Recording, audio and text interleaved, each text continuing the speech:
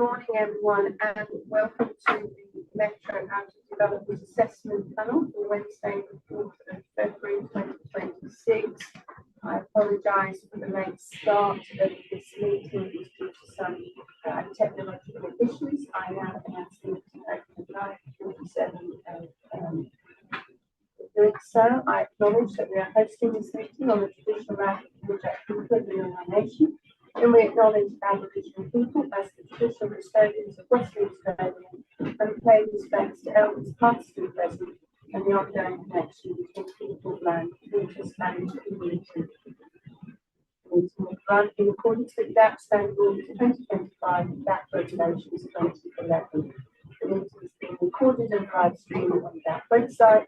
Panel members may refer to technical devices throughout the meeting to assist them in considering the information before them. I'll introduce the panel members. My name is Karen Hyde. I'll be the presiding member today. To my right, Eugene Contas, the active presiding member. Further to my right, Heidi Herbert, our specialist member. For the City of Armadale online, the local councillor Caroline Walinga, and in the room to my left, Councillor Shahbaz Peter, our local government members from the City of Armadale.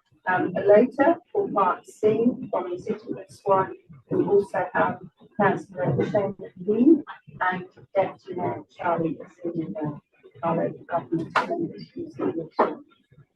Item 2, apologies for that none. Item 3, notes of minutes. The panel notes of minutes of previous meetings are available on that website. Now move to Part B of our agenda for the City of Armadale.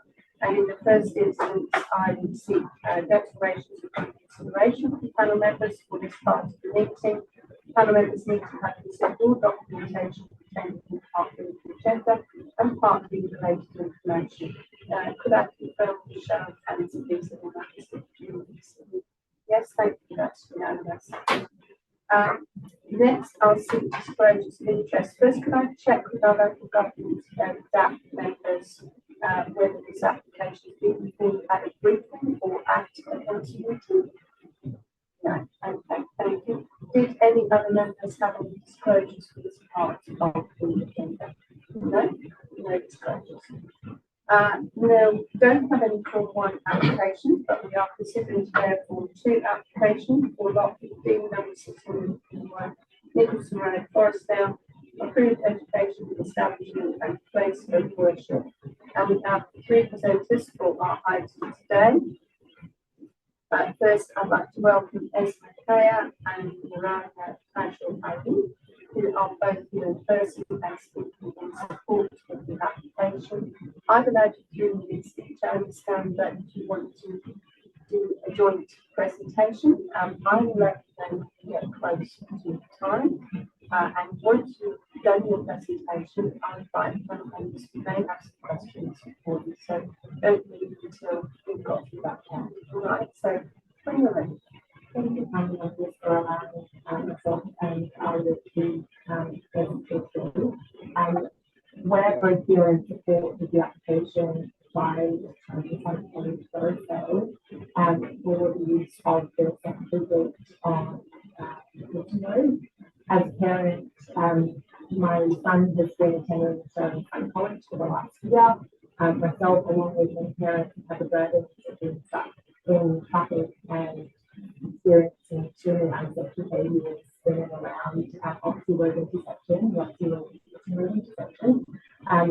I have been driving and advocating for this change for the last 4 months because I've seen the types of unsafe behaviours that drives to have such an unsafe intersection within it. I've personally experienced multiple witnesses on the road. I'm aware of multiple incidents that have taken place.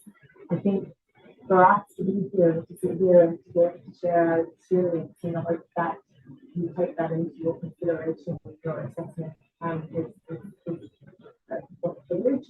I think, you know, when we talk about community and the school environment and the community around school, we expect it to be a safe environment. We send our children to school in the hope that they get there safely and they leave safely, and at the moment that's significantly compromised. We've been looking at alternative options to see how we could little bit safer, but I think a lot of times our requests have fallen on deaf ears, and I'm hoping that this is the opportunity to change that. I can speak for both us sitting here specifically, have been stuck in traffic for over an hour on any given day due to the right turn of Oxy Road onto Nicholson Road and the significant dangers that poses when you have heavy VWs utilising the road. And previously the road was at 80 kilometres an hour, so it's been reduced to 70, but I think most of us can appreciate that the driving culture of heavy vehicles in general, we all know that that's not the single basic truth. Our request to have an alternative option, a safer option for the parents that want to turn left, stating that Nicholson Road is a straight line, to be able to have the option to turn left will significantly reduce that congestion that appears as parents are looking to turn right. The use of that access gate to then be able to turn left will significantly impact the wait times that we have at school. It's creating a lot of anxiety for our children. It's creating a lot of anxiety for parents during drop-off. And as I said initially, it's promoting behaviours that are probably extremely unsafe. And we have parents, and myself included, I have a 1-year-old, and there have been instances where I've been stuck there waiting to be able to get home with a 1-year-old to bring me back down because they're hungry or they're tired. And I think the ability to change that just through allowing a secondary access point into the school is something that, it seems like the smartest, most logical, most apparent reason that we should be doing it. And this is myself. I just want to say you're at your time. Did you want to conclude what you were saying? All I want to say is I understand there are some constraints around requirements and specifications and guidelines, but I just want people to consider the relevance to this as well. Yes, I think it's all right with panel members who might need some questions. So if you would like to comment. How also consider the application with the school time characters so that we can have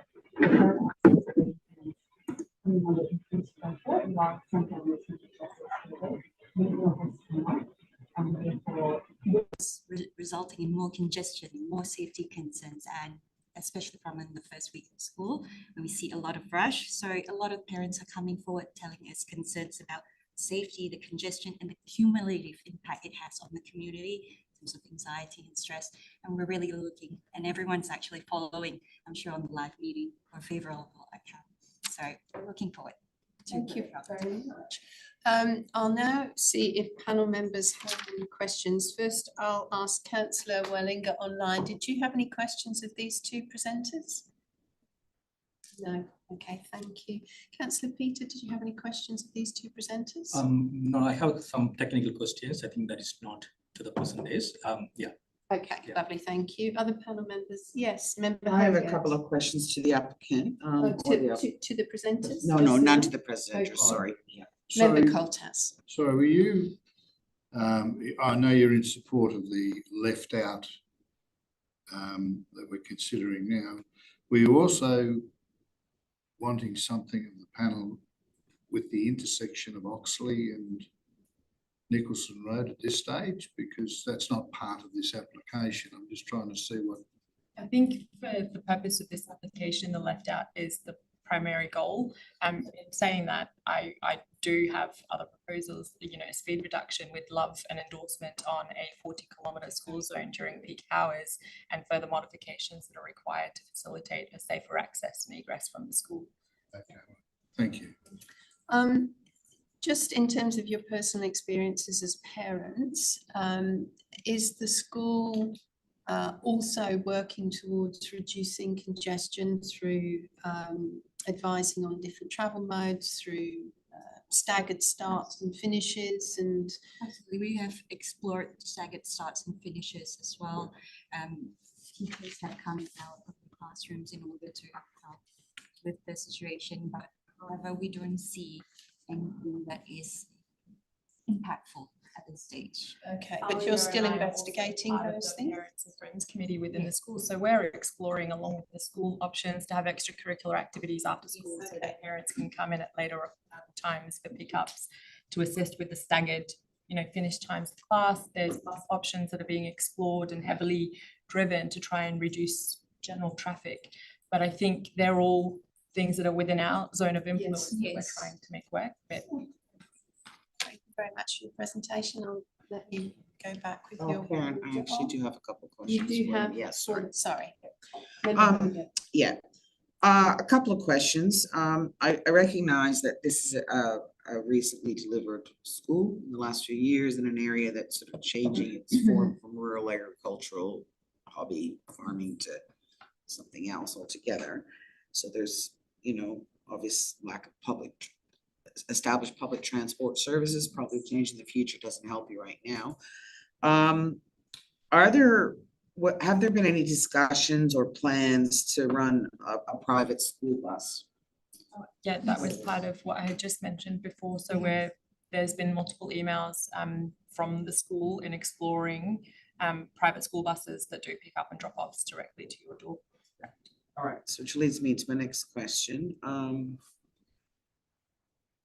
Is there a travel management plan that's been issued by the school to assist parents? Obviously, you've got your sort of early childhood in the primary at the northern end school, and then you've got sort of some massing, and presumably at some point, from what I understand, what your school population is now. That's correct. Stands allows for 1,000 students. Am I correct? Yes, So, and it's got an approval for a place of worship. That's not the issue because it's on a non-peak day, etc., where the road network's quiet. Is there a travel management plan in place? And I know you mentioned like staggered start and finish times, potentially pushing sort of activities out so that you have a distribution and not everybody's coming. And it sounds like the afternoon is the worst time from the sounds of it. Do you have a travel management plan at present that's been developed either in-house or by a consultant, or that assists, that provides some level of transparency in terms of accessing the school, parking restrictions, which way, say, sort of divvying up the demands associated with the primary element of your school and the high school element of your school? Do you have any room to have on-site bus parking? I believe we've got some community organizations that do the carpooling in around the area to alleviate the flow of traffic, less cars coming in. So we've got multiple families coming, sending children. From a community perspective, we all often hear the parents voicing these concerns. So having children who are in similar neighborhoods go together. We've also got the private bus service that has just come up. But however, for travel management, there has been communication around encouraging people to turn left on Oxley Road. There's been communication around parking, not utilizing, the private verge for parking, etc. So there's been a lot of communication from the school in and around the vehicle management plan and routes and how parents should behave. I think the coordination of that when you have a single point of access and egress for 1,000 students, I think is really difficult to manage. Also ask the other presenter. I will. About that too. I just wanted to know if the school had something in place, I guess, which brings me to my last point. So no, you don't have like an official documentation. I don't think there is an official documentation. A lot of the correspondence has been through emails from the school, official email correspondence. There's no established protocol in place that's a PDF. People can access it on the website. No, because obviously you're trying to work through some of these issues presently. Okay, I guess the last question I have for you relates to parking. Part of this application is requesting speed zoning changes on Nicholson and/or certainly Nicholson to be a school zone. So that I think at the moment speed zoning is 70 km an hour, and obviously that's managed by Main Roads WA. And so far there's been some resistance from them in terms of school zoning. Are you looking to have it done on Oxley as well? Maybe Vlad can answer that next and have it later. That's fine, not just yet. Okay. Okay, that's it. Thank you very much. Thank you very much. Next, we have Daniela Merger from Urbanista Town Planning, who is here in support. She is part of the applicant team. And Daniela, you've got 3 minutes. We have read all the material that you've prepared and sent to us, but given the questions, you may like to focus on some of that too. Thank you for inviting them. But I also have Vlad from Transcore here to answer any questions from a traffic perspective, and Abdullah Khan, the executive principal of AIC, and perhaps he can shed some light on the operational matters that raised. Vlad, can I just get your surname right? Baltic, B-A-L-T-I-C. Lovely, thank you. You're available for questions of panel members. Thank you. Daniela, when you're ready. Thank you. Okay, so the school, the application for to build the school was approved in December 2021 and first opened in for the school year of 2024 with just the primary school. So I understand in the first year there was approximately 400 to 500 students there, and this traffic issue was realised at that point in time since the beginning of the school first started operating. Last year, the school expanded to 750 with the construction of further buildings. And for the start of this school year, they're almost at capacity at around 950. So this will be the first year where they see the real impacts of the traffic movement around the school, given it is now at capacity.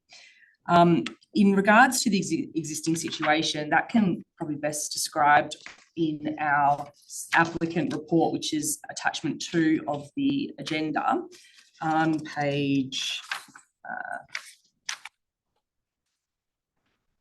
4, where basically all access and egress to the site is via the Nicholson Road and Oxley Road intersection, and then there is a point along Oxley Road where everyone enters, and then there's 2 exit points, one closer to Nicholson Road and one at the same point as the entry. Now, I guess when the traffic reporting was done around the school at that point, it was considered at full capacity where there was other transport options available, such as the private buses.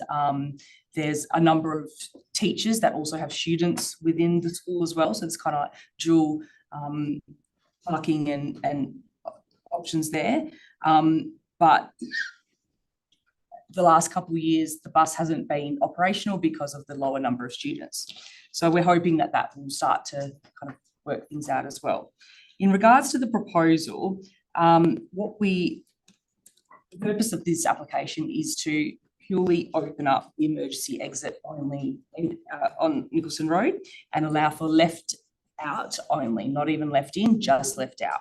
We also have additional recommendations which are provided by Transcore to assist in reducing those traffic issues.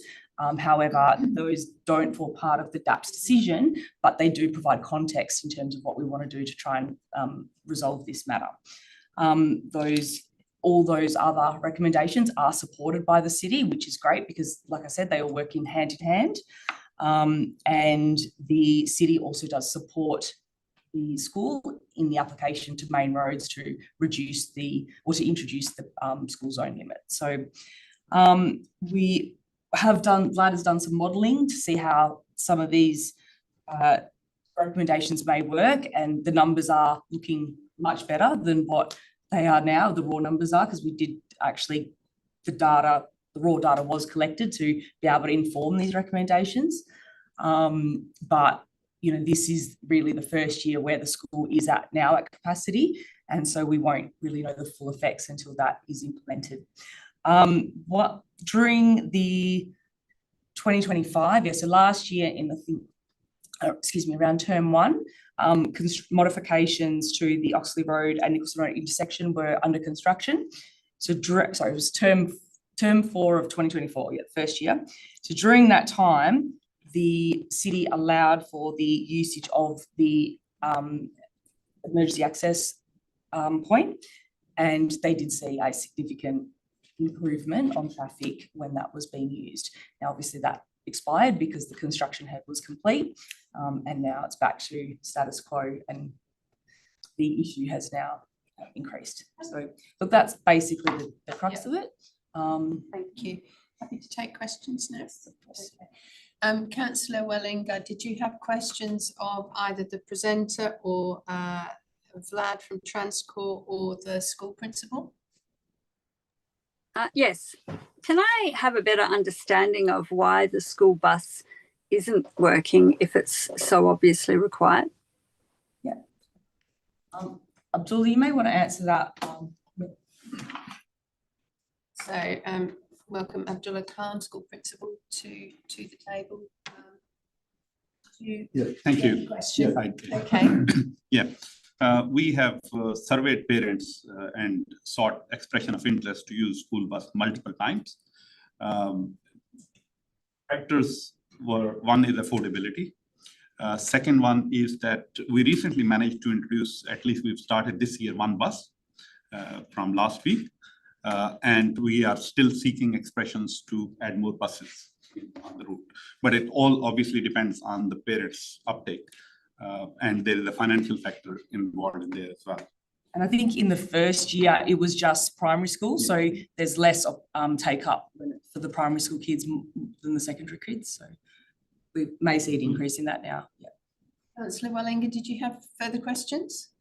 Yeah, so can I understand, I don't recall this going through previously, but so the school bus was an integral part of the original traffic modelling, is that correct? It did form part of the modelling. Yeah. As part of the original application or traffic report, it wasn't done by us. So I don't know all the modeling elements, but I do recall that they have allowed for the use of school buses to assist with the reduction of traffic activity, yes. However, schools and buses, it's a bit interesting. Typically, the take-up is higher with the older students, and school being relatively new and starting off with a lower grade school first, you don't have so much young children being riding on buses. Usually this situation changes as the school matures and you have higher grade students participating, because they also then pull their siblings, younger siblings along. And that's when you really start to experience the high usage of buses to transport children to school. Councillor Wellinger, did you have some other questions? Yeah, so if it's so well known that younger children don't use the buses, but normally schools start with the foundational years first, why was it included in the modelling? The school is in a difficult position on Nicholson Road for traffic in and out, and this should have all come through in the original modelling. So I'm not understanding why the modelling was so inaccurate, and now why it seems to be that, once again, this happens frequently with schools, of course. There's always traffic problems with public schools. We try and have multiple roads around the edge for parents to park on, but this school was placed on Nicholson Road, which is, as it says in the report, a major truck route. So we can't have, you know, parking up and down the street with kids running around. So for it to have been placed there based on modelling to do with buses, and then to be told that there's a financial issue restricting the buses and that younger children may not want to take the buses, we've gone round in somewhat of a circle. It should have been in the modelling, and it shouldn't have been put there with the road network and intersections in the current format. It seems to have, somewhere along the line, there seems to be a mistake, and I'm just trying to understand that. Councillor Wellinger, I can understand your concern. A lot of that modelling was part of the original approval, and obviously that situation has now passed. This is an established and approved school. So we're really today dealing with a Form 2 item. We can certainly relay some of your questions to the staff about whether the applicant is still needing to clear some of those additional conditions in the original approval. That's certainly a valid question at this point. But really at this time now, we're just dealing with this Form 2 application. I'm happy for the applicant, who I gather neither planner nor traffic engineer were part of the original approval potentially. Daniela was. So maybe you've got a little bit of information to respond. Yeah, look, with the traffic matters, I mean, it was obviously the package of information was submitted to the city for assessment. It was referred to the Department of Planning also for assessment because it is a blue road. It was also referred to Main Roads for comment. All those agencies had no concerns with the reporting and modelling done in the traffic report, and it was never really an issue at the time. I will say I can recall a estimation in the modelling of about 10 to 15% of student numbers to use the buses, which is, you know, based on 1,000 people, roughly 100 students, which was 2 buses, right? So that was what the modelling was based on. Again, that was based on full capacity, where, you know, those 100 students may have come from the secondary school. This is the first year where, 2026 is the first year where you'll see the full, full amount of secondary kids in the school. So it, you know, that may all kind of even out now, but it's not like the modelling was done where 50% of students would use the buses. It wasn't anything like that. That's correct. The modelling was done for the full school, full built out and population of students. There was no staged modelling, and usually you wouldn't do it in such a case. So you're looking at a school at its mature year, where there's the protocols are already established, and we are not there yet. This is a relatively new school. It's still, I suppose, parents are still finding how things work out. So we would expect to see the higher take up of this service in the coming period. Councillor Wellinger, did that sort of answer your question? Did you have some other questions? Yeah, so just to add to that, if the numbers were accurate in the modelling, could it have been that the direction of travel was not well predicted, that's leading to these hour-long queues for a certain direction of travel? Why didn't the modelling pick that up? Thank you. But I mean, it goes back to the original application, as I said, which is, you know, there are conditions associated with that, and we're not really interrogating that overall location of the school. But if the principal has something they'd like to. So I would like to add, at the time when the application was placed and this modelling was considered, there were no students enrolled. The information was based on the existing tradition at the existing schools, which was Newdale, Danela, and Thornley. But obviously, once we enrolled the students, it's a different clientele, different set of parents, which are not from the existing school. So it's unknown what will be the uptake of the school buses from the parents. That's one. And two, it was based on the full capacity, not on 400 students in the primary school. Okay, thank you. And we can certainly, Councillor Wellinger, our city staff further to give some background information. Did you have other questions of these presenters? Well, my previous question wasn't answered, so I suppose I will ask that of the officers. Is that what you're suggesting? Because I was talking about not the bus and not the number. I was talking about the direction of travel, and I realise we're now just talking about our left exit. I'm just concerned what might be next, you know, like and I know that's not meant to be considered at this point. It's just that it's an awkward location, and there will have to be probably a few other things done. Yeah. Okay, well, we will talk to the officers next. I'll see if other panel members have questions of these presenters. Councillor Peter. Thank you, Karen. I just need to add a question to Councillor Wellinger's questions. I am aware the traffic modelling is not part of this application, but question is my understanding that current student is 500, nearly 500 students there now. 900. Oh, now it's 900. So my question is, so if it's the maximum capacity is 1,000. Yes. Okay, so my question, the current modification recommendation is based on the 1,000 students? Yes. Okay.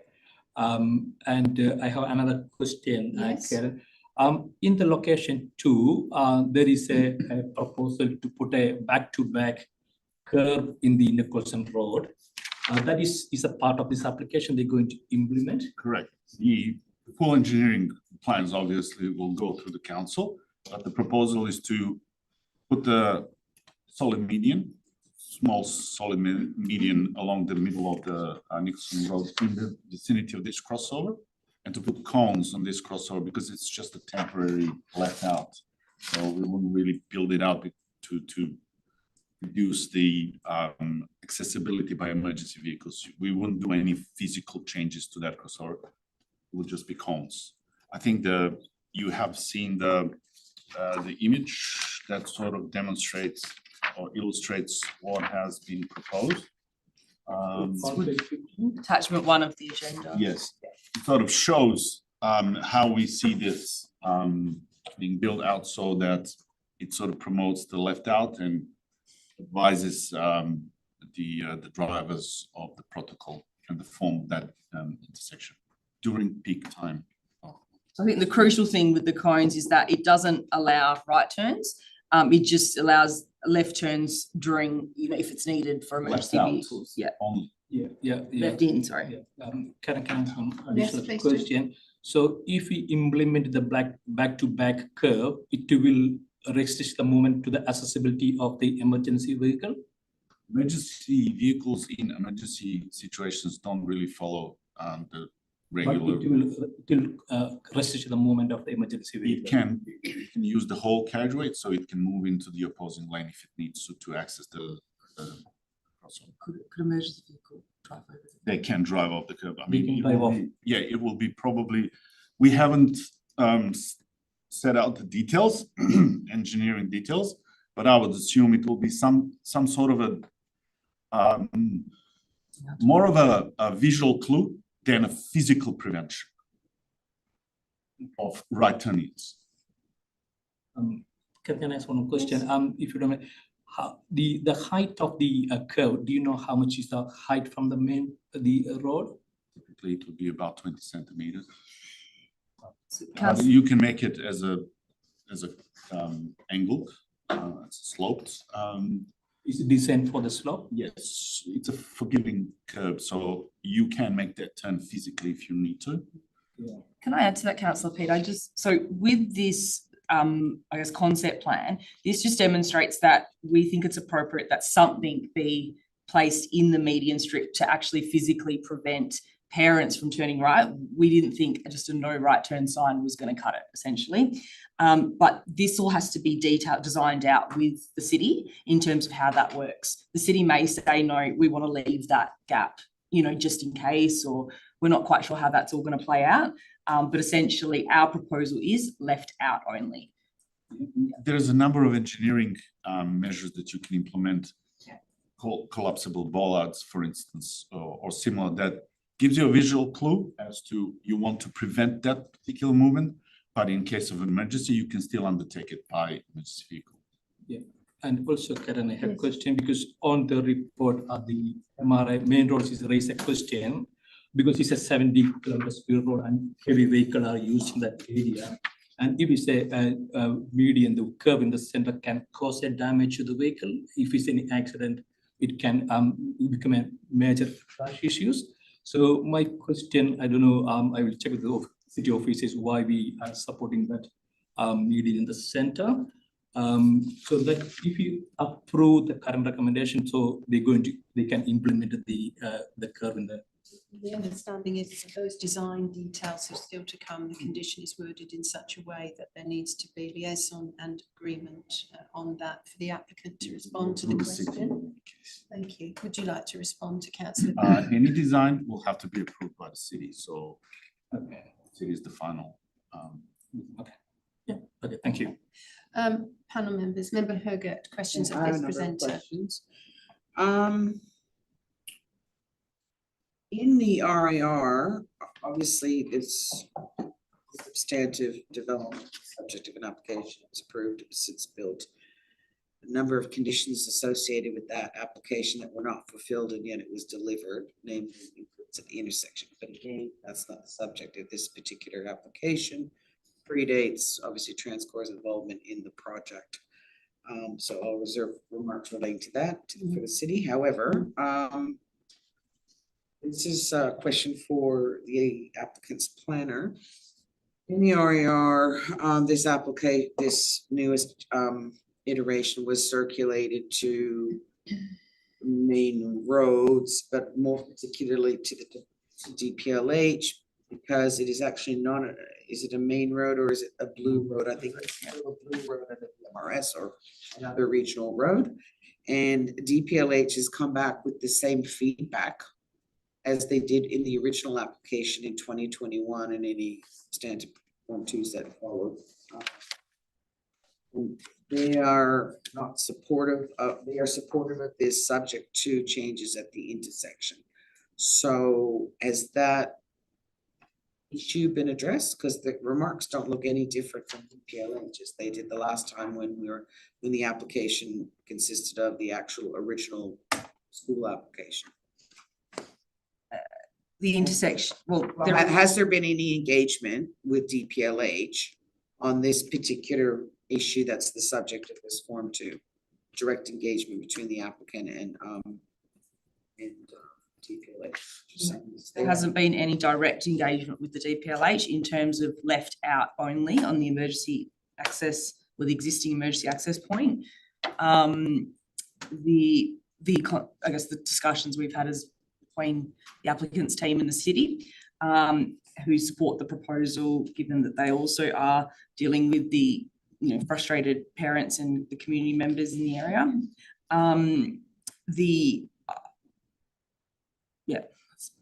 Okay, it's just that because it's a blue road, I would have thought that if there's no confirmation in this, and you're saying you haven't engaged directly with DPLH, even though while it is the city's asset, the DPLH has an authority or an interest in that particular road.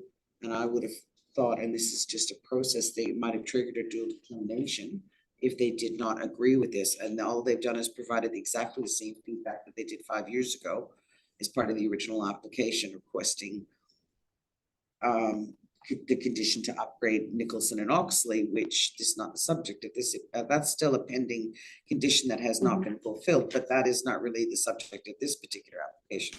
So that I guess the answer is no, you haven't engaged with them. There doesn't seem to be any feedback because it's been punted back to main roads because Nicholson is a RAV route, which is a separate issue altogether, and it relates to design issues, back-to-back curbing, etc. And again, that's a design issue that I'm not going to address here. Okay. So upgrades to the intersection have been done. That was done in end of 2024. Left out, right in, right left out. No, so that was just upgrades to introduce a de-acceleration lane.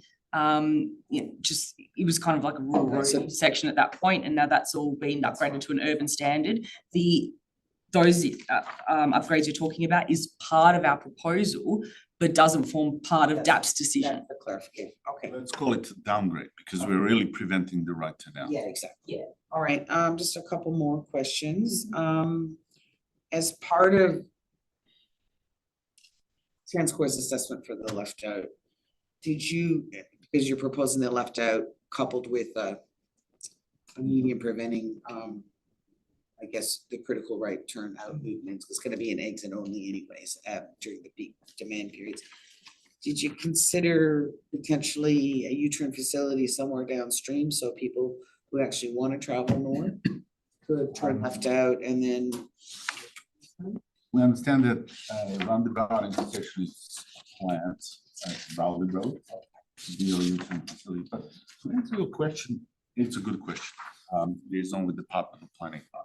Department, as you know, they work within their policies and their framework. I was on site last year about June, July, and I was looking at how this whole of the road intersection works.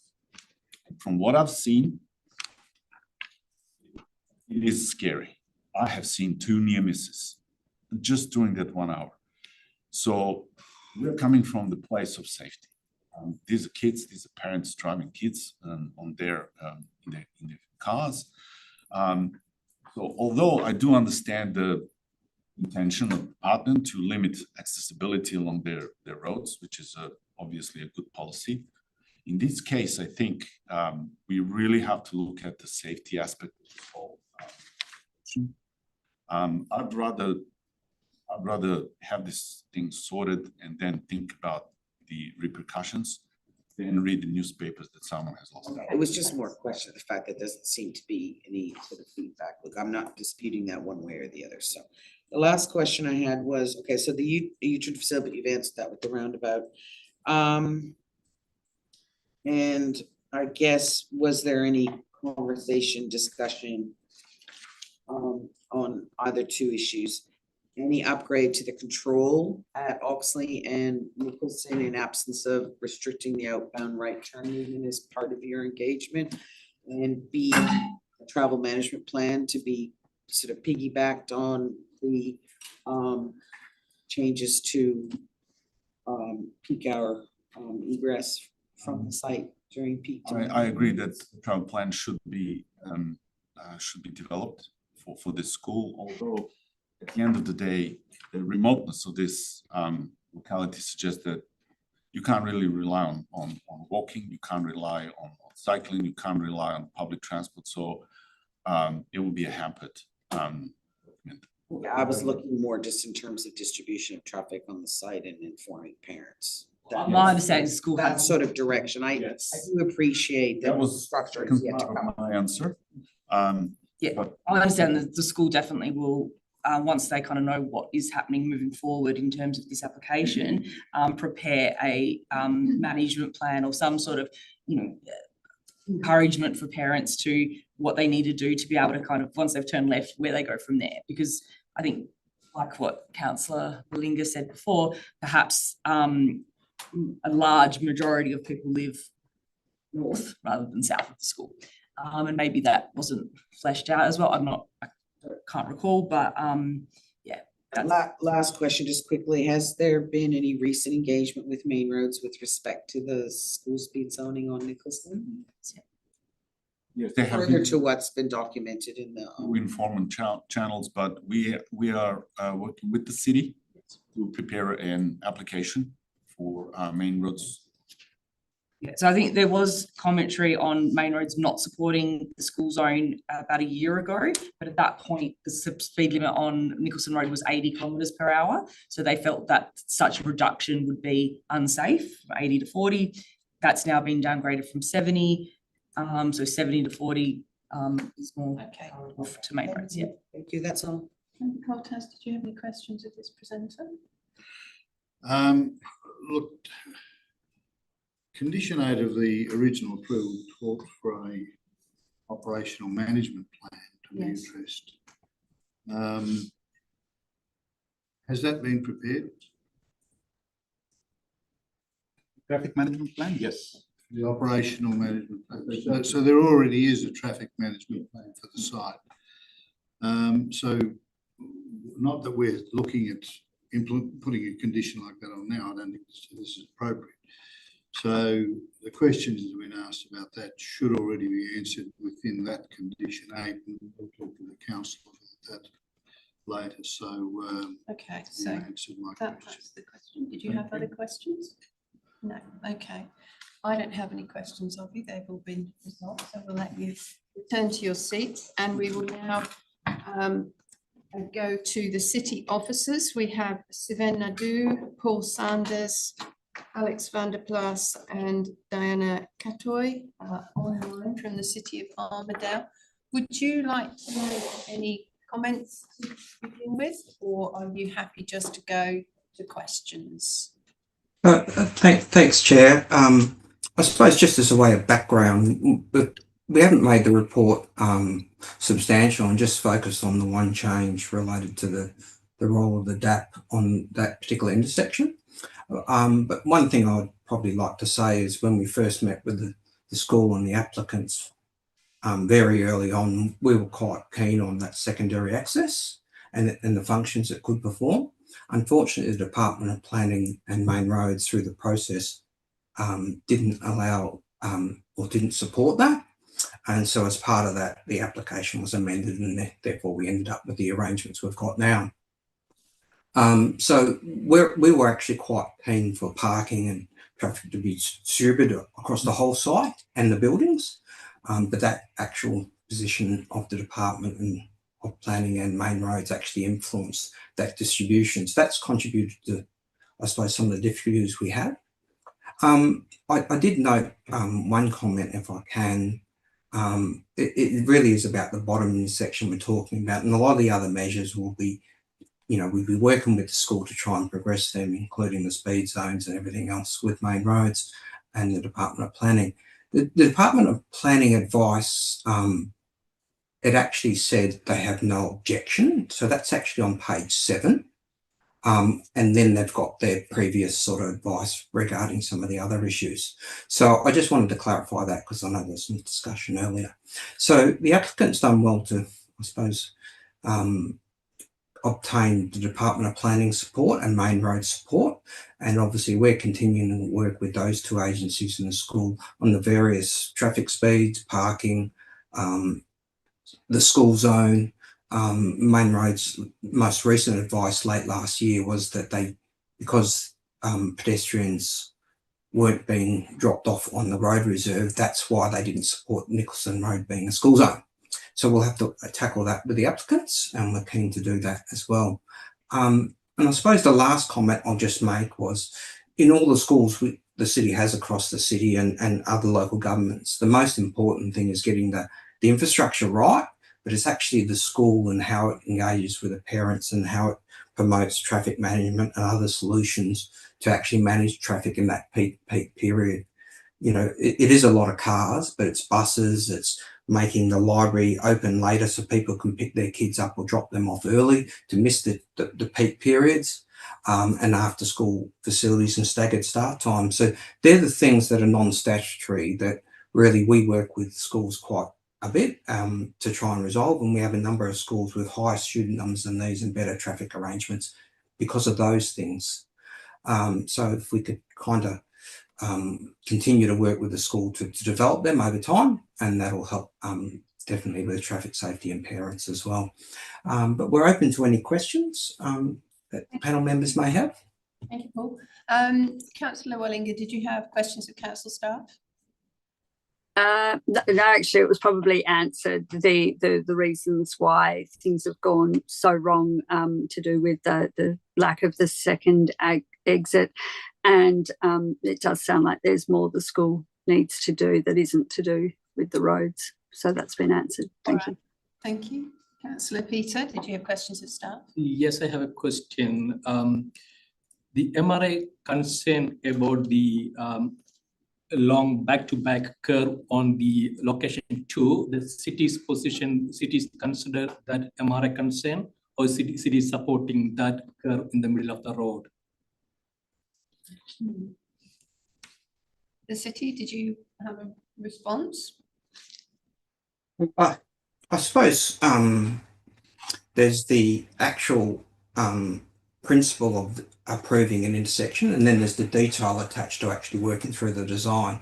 So I would suggest that there's a lot of work to be done to actually prove up those designs and actually gain formal engineering approval. That's fairly normal.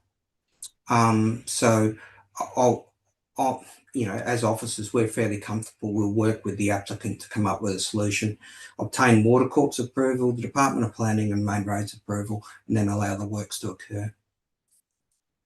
And just to have a quick follow-up to Councillor Peters' question, Paul, the wording of the condition that you've recommended to us allows for those options to be explored. It doesn't specify a particular design at this point. Is that correct? That's right, and I would suggest that as discussions occur with all those agencies, there's always variations that the engineering consultants and our engineering team will work through to come up with the best solution. Thank you. Other questions of panel members? Member Hogarth? Member Colthouse? Yes, Mr. Sanders, there was mention made that this particular school doesn't have roads all the way around it. But in a functional sense, it does, because the parking and all of the access does occur around the site. So this left out would aid dispersing a lot of the traffic further south and alleviating the intersection of Oxley. So that's the whole purpose of this, isn't it? Sorry, I just had to unmute myself. Yes, thanks, panel member Colthouse. Yeah, the left out will provide, particularly for people heading south, or if they want to go an alternative way, depending on where they're going. For instance, if they're going across the Coburn, they can then use Rowley Road and Taylor Road, which runs parallel to Nicholson Road, and avoid the whole area. Or if they're heading further north, they can go across to Tonkin, and which does have a higher speed and great connections to the north. Time will tell, I think, on how effective that change is, but it is needed. We don't have the data on where all the students live and where all their parents work, so what movements will occur, but we trust that the school will work with the parents to develop the effectiveness of these two changes to actually become more effective in terms of safety. And just to follow up, I mentioned that the operational management plan, did that talk much about the disbursement of traffic, arrival and destination of the students, or did it just talk about the management of the facility? So the original documents attached to the school, they obviously estimated or predicted roughly where their students would come from. Those things change over time as these schools become more attractive for local people as well, and people actually move closer to the school for logical reasons. In terms of that operational plan, it was done at a particular time with the constraints from Main Roads and the Department of Planning, which we're now working our way through to actually release. So I suppose the council would be, the city would be quite keen to work with the school on the management plan and how best to take advantage, if this left out is approved, how we can take advantage of all those other elements to improve the safety at the school.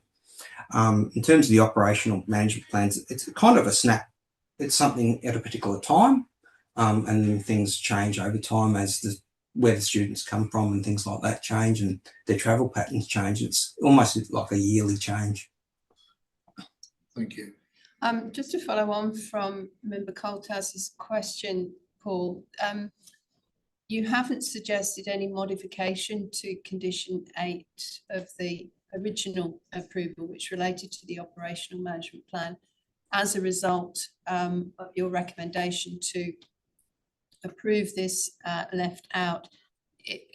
On reflection, do you still feel that there doesn't need to be any update to the operational management plan as a result of this issue, or are you of a mind that there might need to be some update to that to take account of this change in circulation?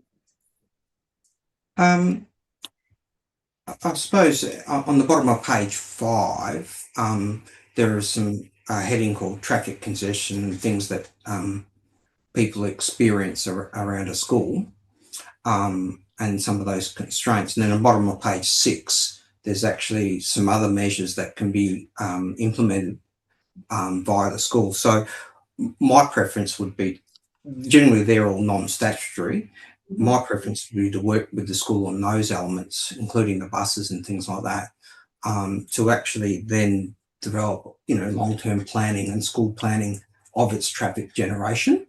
And that's what we do with the Kerry Baptist School across the road and the Kerry Baptist campus in Armadale, where we've worked for them nearly 12 years on developing what works and doesn't work over time. And each year we assist them in managing their experience with parents, traffic, and where people are coming from, and pedestrians and everything else. Okay. So my preference would be to focus on that. Yeah. Yeah. Okay. Okay. Thank you. Any other questions? All right. Let's thank the city staff for their responses. Let's move ahead with the item.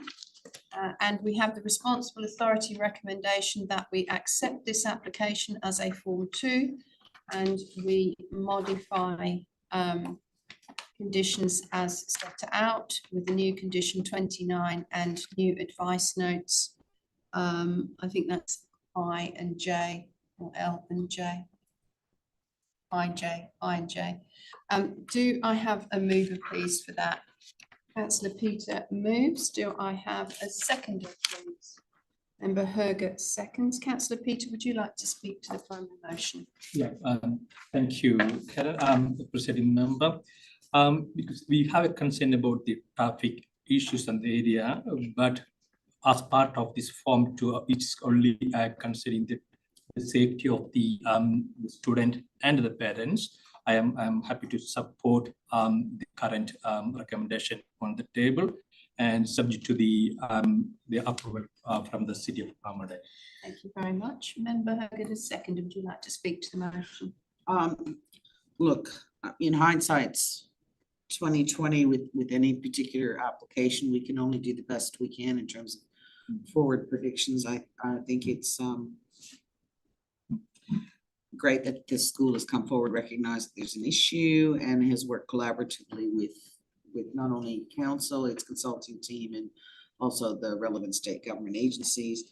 And this proposed change to the access arrangements is going to go a long way to mitigating some of the issues that are currently present out there, and the fact that there's ongoing engagement and communication between the school and the council is really good, and then that's open, and there's opportunities to actually develop a plan in the future or modify the existing operational plan in the context of the those changes to the access. So I'm in support of this. Thank you very much. Other speakers for or against the motion? Councillor Wellinger, did you wish to speak to the motion?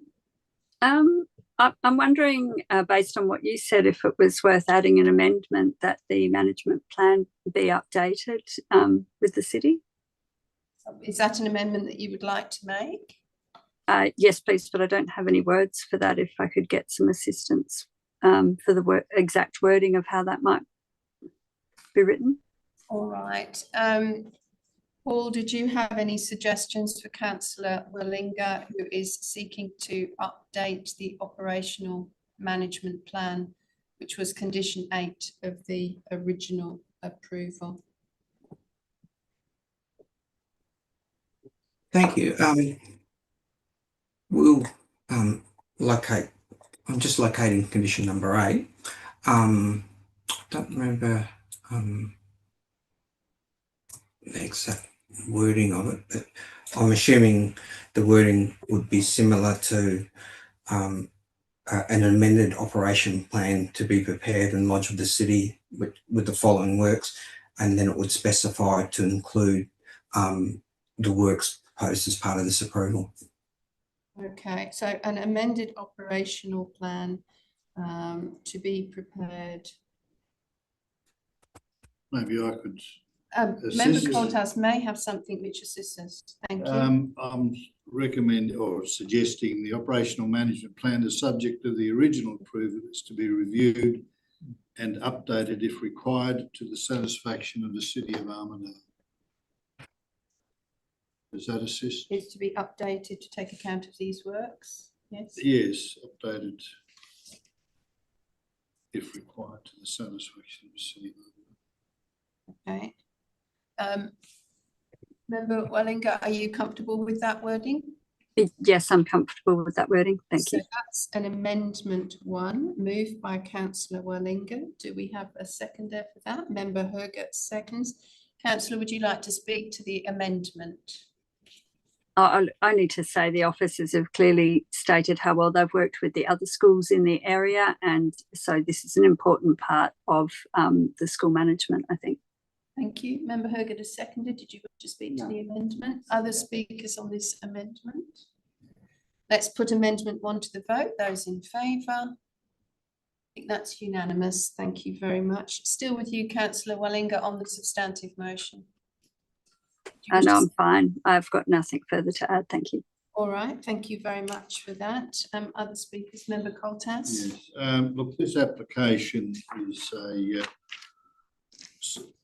a rather simple one, but I think in the context of the traffic issues that are being experienced at the particularly the Oxley Road and Nicholson Road intersection, it's quite important.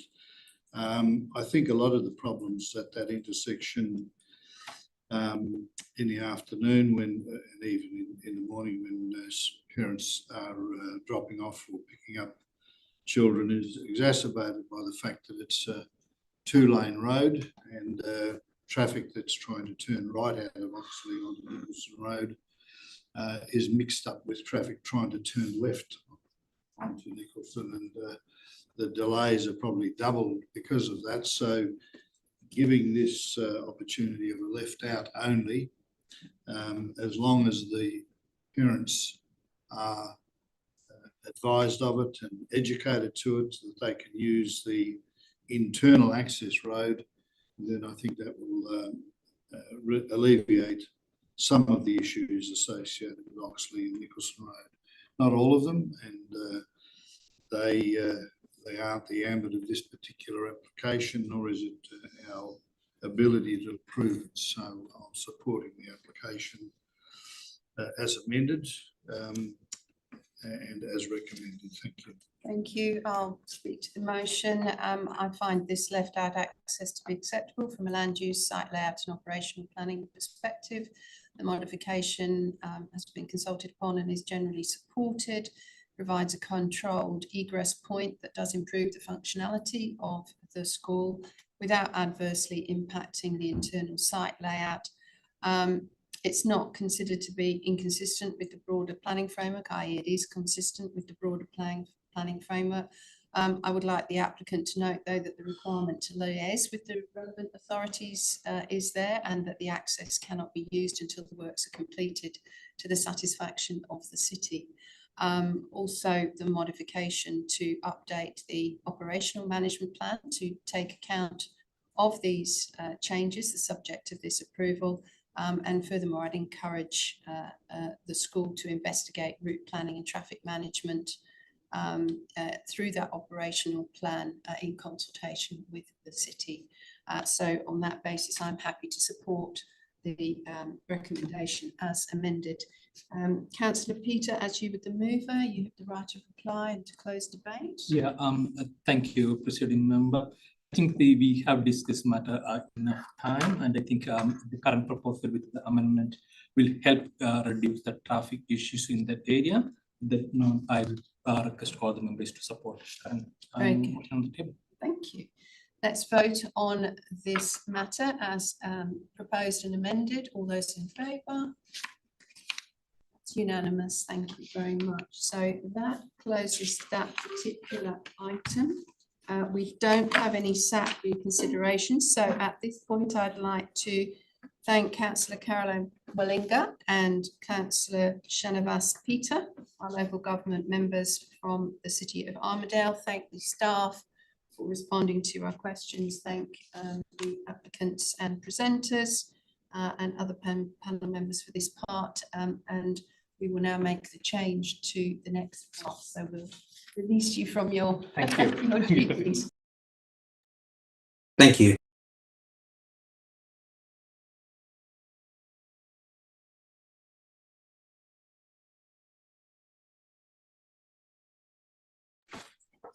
I'll just proceed your motion just to take a couple of minutes break. Seconded by Member Hergot. Those in favour, is that okay? Thank you very much.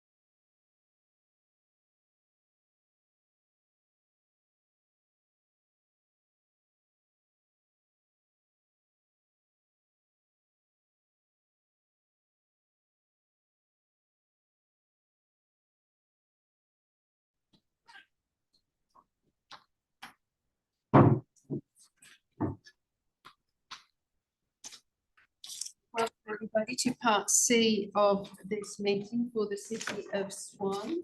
Again, for those unaware, apologies for the late start. We've had some technology issues and the previous item required some Q&A. So okay, a little bit more complex than perhaps anticipated. So hence we are now starting the City of Swan at 11:02. I'd like to first welcome Councillor Shannon Dean and Deputy Mayor Charlie Zanino, our local government DAP members from the City of Swan, to the panel. For those who weren't in the room previously, my name is Karen Hyde. I'm the presiding member. Deputy presiding member is Jean Coltas, and our specialist member is Heidi Hogart today. First panel members, declaration due consideration. We need to have considered all the documentation contained in Part C of the agenda and Part C related information. Could I confirm that with a show of hands, please? That's unanimous. Next on our agenda is disclosures of interest. Could I check with our local government members, was this application before you at a briefing or a meeting? No. Okay, lovely, thank you. Are there any other disclosures of interest that members would like to make? Did you have something that you wish to raise? I've become aware just in the last few days that I have previously done consulting work for one of the owners of the holding company that forms part of the application, Mr. Scott. But it's been several years since I've done work for him. I'm not currently. How many years approximately? 3 or 4 years, and I'm not currently engaged on any projects. And not currently engaged on this application? Not at all, and not for this holding company. Very good. We can note that as an impartiality interest, but in terms of the DAP Code of Conduct, I believe that as an impartiality interest does not preclude member from continuing in the meeting and participation in all matters associated with this item, including voting on the matter. So thank you for that declaration. Next, we therefore move to the applications, and we have item 3.1 for lot 1001 Stirling Crescent, Hazelmere for hard stand, storage and transport depot, and item 3.2 lot 38 Stirling Crescent, Hazelmere hard stand, also for storage and transport depot. Now we have 7 presentations for these items today. Our first presentation is from Ranche Digandun. I apologise if I have incorrectly pronounced your name. Representing the Helena River Waldorf School, is against the application and is with us online. Welcome. Thank you. Presenters, before we start, I just remind you, I've allowed everybody today 3 minutes. I will provide a little bit of flexibility, but as you can see, we have a lot to cover. So I'd encourage you to focus on the key issues and rest assured that we have read all of the material that you have presented. So, Ranche, if you would like to commence when you're ready, I'll remind you when you get close to time. Thank you so much. And as you stated, I'm the principal of Helena River Waldorf School, which is located directly opposite the proposed development site. And as a school, I'm the representative here to formally object to the proposal and ask for serious consideration to the long-term impacts this development will have on our children and the broader Hazelmere community. Our school was approved by the City of Swan and established in this location with the understanding that the surrounding area would be in accordance with the Hazelmere Structure Plan, which clearly articulates a vision for Hazelmere as a transitioning precinct, balancing employment uses with sensitive interfaces, local amenity, community infrastructure, including schools. And a key principle of that structure plan is that land uses must be compatible with sensitive receptors. And a school is by definition one of the most sensitive land areas that exist, land uses that exists. And we would really like that to be taken into account. Our school doesn't even have a footpath across the front of the school. So now children walk to school, they can walk along the footpath, and when they get to Stirling Crescent, there is no longer a footpath. And we've been advised by the city that there never will be a footpath because there's a gas pipeline that runs outside the front of the school, so we can't get a footpath. We have children, young children, families. We have teachers that walk, ride, or cycle to school. We have parents that walk their children to school. And this proposal involving a large-scale hard stand, heavy vehicle movements and truck access immediately opposite our school is really not compatible. The application anticipates that semi-articulated truck movements accessed via Stirling Crescent, which is the same road, as I've said, used daily by our young children, by our parents, by our staff, visitors, emergency services. During peak times twice a day, every single school day of the year, our children use this stretch of road, and introducing heavy vehicle traffic into this environment, in my view, creates an unacceptable risk to child safety and fundamentally undermines the safe movement objectives of the structure plan and the City of Swan's Council's owning planning framework. I just want to note that once you approve heavy vehicle access, it is really difficult to reverse. Schools as well, particularly our school, which is a Waldorf school, are places of learning, well-being and emotional development. And this development raises serious concerns in relation to noise, diesel emissions, air quality, industrial intrusion and loss of a calm, safe learning environment. The environment was selected specifically because it's on the banks of the Helena River. We are in a semi-rural part of Stirling Crescent, and we really place focus and emphasis on environment for the well-being of our children. I think children deserve to learn in an environment that supports their well-being, not one dominated by industrial activity and heavy transport. And I think I am at my time, but I'll keep going if that's okay. Yes, if you could just close out, that would be great. Yeah, sure. So we as a school are honestly, we're not against progress. We're not against development. We understand that. But we really would would request that everybody considers that the school is established here now. We are here. We're growing. We contribute positively to the city. And many families actually choose to live in the area specifically because it is home to one of the few Waldorf schools in the state. And we really would ask that you consider that this development is inappropriate and in the wrong location, being directly opposite our school. Thank you. Thank you very much. I'll see if panel members have any questions of you. Deputy Mayor Zanino, did you have any questions of this presenter? Okay, thank you. Councillor Dean, any questions of this presenter? Yes. Are there any particular movements or vehicle types you believe pose a greater risk beyond what is already approved in this precinct? Sorry, could you just repeat that question? Are there any particular movements or vehicles types you believe pose a greater risk beyond what is already approved in this precinct? I feel that having heavy vehicles directly opposite the school and the entry directly opposite the school, where you will have trucks turning in and out directly, it will be literally almost directly opposite our second crossover. Yes, that's what we would consider, that we would object to. Other questions from panel members? No, thank you very much for your presentation. We'll move to the next presenter now, which is Dennis Phillips, who is presenting against the application. Dennis has a PowerPoint to present. Excuse me, Ms. Hyde, can I suggest that we suspend the presentations until all the members are focused on the presentation? What do you mean? I see a couple of them on their phones and computers. Aerial photo of the area. It was mentioned that members will look at devices during the discussion. We have your presentations. I hope you appreciate my concern. I appreciate your concern, but we are all yes, professional people, so we are dealing with things according to standing orders and the regulations. And thank you. Hope you're satisfied with that response. Sorry, what was your name? Sorry, what was? Randall Swift. Okay, lovely. I've got you later in our presentation suite. Thank you. So back to Dennis Phillips. Just to repeat, Dennis is against the application, here in person and presenting with a PowerPoint. Dennis, you can just sit down. You don't need to stand up. Yeah, because we've just got the camera set up there. Sorry. You just go next slide when you're ready to move ahead. Yeah. So when you're ready.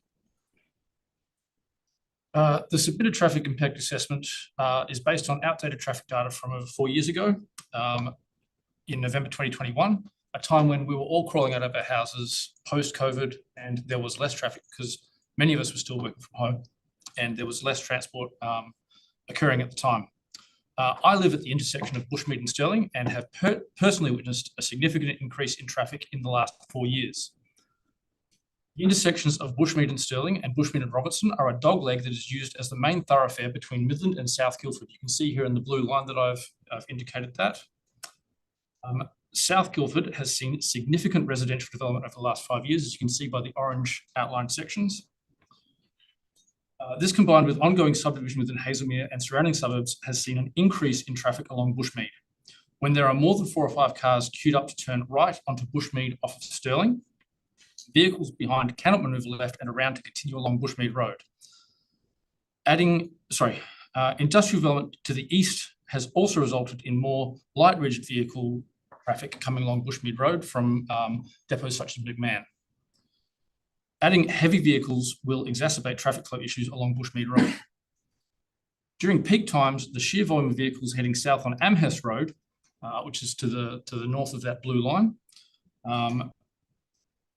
will impact the ability of the heavy vehicles to turn right, continuing along Stirling. You can see the red traffic flow is where the proposed heavy vehicles will be going. So they have to turn right off Amherst there. The roundabout at the north of Amherst Street is already a significant bottleneck for traffic flow. Freight trains along the railway line crossing Bushmead Road to the north there where you see Woodbridge Hotel. When freight trains along that freight trains along the railway line crossing Bushmead Road to the west can cause westbound traffic to back up all the way to the intersection of Bushmead and Stirling where I live. The roundabout at Wingate Avenue and Bushmead Road is unsuited for heavy vehicles as it is not wide enough for them to navigate around. It's along the red line there where you see Wingate Road. There's a small roundabout there. They will not be able to navigate, and they've stopped putting trees there because heavy vehicles keep knocking the trees over. They will be required to drive over the centre curve of the roundabout, damaging the roundabout. Heavy vehicles will also struggle to navigate the tight corner of Bushmead and Stirling Crescent where I live, either driving over the interior curve of the intersection or being required to swing wide to the left on Bushmead Road as previously mentioned. Next slide, please. So this is the intersection in question, just at a random time during the day. Plenty of traffic, as you can see. Next slide, please. You can see here, a heavy vehicle has attempted to navigate left around this intersection and has already created damage to the curb. Next slide, please. There have been multiple accidents and at least 2 major accidents at the intersection in the last 8 years that I've lived here. On 7th of April 2024, our front yard was used as a triage centre for accident victims in a major collision. Daily, there are multiple honks at the intersection due to incorrect vehicle movements that could lead to accidents. The responsible authority report makes no mention of the frequency or the schedule of the heavy vehicles, nor the impact of the noise that they are generating. Heavy vehicles moving through quiet suburban streets throughout the night will negatively impact the quality of sleep among the entire community. This development should not go ahead as planned based on the negative impact heavy vehicles using the route along Bushmead and Stirling will have on the residential community. The community should be consulted prior to an updated submission, and the development of access from Lloyd Street should be prioritised for this to be a viable project. Thank you. Thank you very much. I'll see if there are any questions for you, Dennis. Deputy Mayor Zellini, did you have any questions of this presenter? Just a question. Just looking at the map there, all the traffic is obviously going west. If the traffic was diverted and all the traffic was going to the east to Lloyd Street, would that make any difference? To me, that would make it more viable. My concerns are more around the traffic than anything else, yes. Yeah. Thank you. Thank you. Councillor Dean, did you have any questions of this presenter? No, similar question. All right, thank you. Just a question. You Member mentioned, Coltas? sorry, you mentioned that if the traffic was diverted towards or encouraged to go towards Lloyd Street, is that not what's proposed when the road is that Stirling Crescent is linked to Lloyd Street. But Stirling Crescent currently isn't linked. No, I The realise project isn't viable until that occurs. Member Herget, any questions of this presenter? No. Right, thank you very much. We'll now move to our next presenter. That is Greg Hull, representing Woodbridge Ratepayers Association, speaking against the application. Greg, you're here in person. Yes, thank you. Thank you, Chair, members of the panel, for the opportunity to present. I'm Greg Hull, President of the Woodbridge Ratepayers Association. Before turning to specific objections, I just asked the DAP to note that neither this proposal nor the RAR, the Responsible Authority Report, properly considers the cumulative traffic impacts arising from similar developments being or already approved on adjoining lots using heavy transport. While proponents may assess individual sites in isolation, as this is this morning, communities experience development collectively. It is entirely foreseeable that this proposal would operate concurrently with approved developments on lots 39 and lots 651, which are adjacent, with associated trucks, all relying on the same constrained road network. I draw the panel's attention to the Guildford Hazelmere Local Area Plan adopted by the City of Swan Council on 12th of November last year. Its number one priority, established through extensive community consultation, is, and I quote, to address traffic congestion impacting accessibility and safety of neighbourhoods, including improving traffic flow throughout the area. Against that adopted policy position, the traffic analysis relied upon here is outdated. It draws on local area plans from 2011 and traffic data from 2021. Since that time, there have been substantial residential, commercial and light industrial development south of the Helena River, including Rosehill Waters, Waterhill Estates, with over 800 dwellings. More concerning, the Responsible Authority Report accepts the applicant's inability to estimate total truck numbers, yet still extrapolates that movements could be at least 48 truck trips per day for this site. That figure does not account for other approved developments and materially understates likely cumulative conditions. To note, and it's already been highlighted a bit, the Helena River is a major physical constraint. Traffic travelling to and from Midland and from the south have very limited crossing options. Stirling Crescent and Amherst Road, Military Road, or way to the west, Water Street onto the Great Eastern Highway, which funnels traffic onto a small number of already constrained local routes. Importantly, the applicant's own transport impact statement concedes that traffic volumes on Stirling Crescent and Amherst Road already exceed the indicative limits under livable neighbourhoods planning. Introducing additional heavy vehicle traffic in that context is inconsistent with the intended street hierarchy and the protection of residential amenity. The RAR acknowledges potential noise, dust and safety impacts. However, those matters are treated briefly and without detailed assessment. Referring to these vehicles as of right does not change the reality that they are large, heavy, noisy vehicles and that their regular use of residential streets has materially different impacts to ordinary traffic. These impacts have not been properly quantified. Residents of Woodbridge and Hazelmere have experienced sustained increases in traffic from multiple separately approved developments that have proceeded without effective coordination. The combined impacts, including traffic, volume, noise and safety, are now being experienced at the local level. The report states that the site will be accessed only from the west in the short to medium term, but in main roads WA practice, that means 5 to 10 years. That is a long period for the community to tolerate increased heavy vehicle traffic on roads neither designed nor intended for that purpose.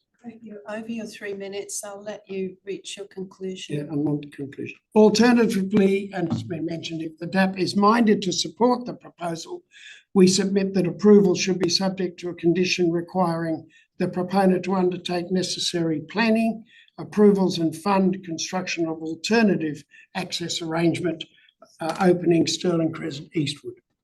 Thank you very much. I'll see if panel members have any questions of you, Deputy Mayor. Councillor Dean? No questions from us. Thank you. So we'll move ahead to our next presenter. That is Robert Fife from Trillion Trees, speaking against the application. You're here in person. Thank you. When you're ready. Yes, my name is Rob Fife, and I'm a board member and a volunteer at Trillion Trees. My parents purchased the land, Lot 2, Stirling Crescent, 40 years ago with the intention of leasing it to $1 a year to Trillion, or Men of the Trees back then, to propagate native seedlings and help restore degraded landscapes in WA. In 2007, the land was gifted to Trillion Trees, and I'm very happy that the organisation is still going strong after 40 years. Since its humble beginnings, what was originally Men of the Trees has planted over 15 million trees and has become a community nursery where over 100 volunteers attend on a weekly basis. The majority of our attendees are older folk, and there are many who have disabilities, both physical or mental. Staff and volunteers love the environment where they work, whether it's watching bird life or taking a stroll down to the Helena River. We have a range of concerns about the impacts of this development on our vulnerable volunteers, along with the negative effects on the environment, local amenity, traffic, pollution and safety. Many of our volunteers use the public transport network and access our site on foot from nearby bus stops and train stations. Young children also walk and cycle past to get to the Helena River Steiner School.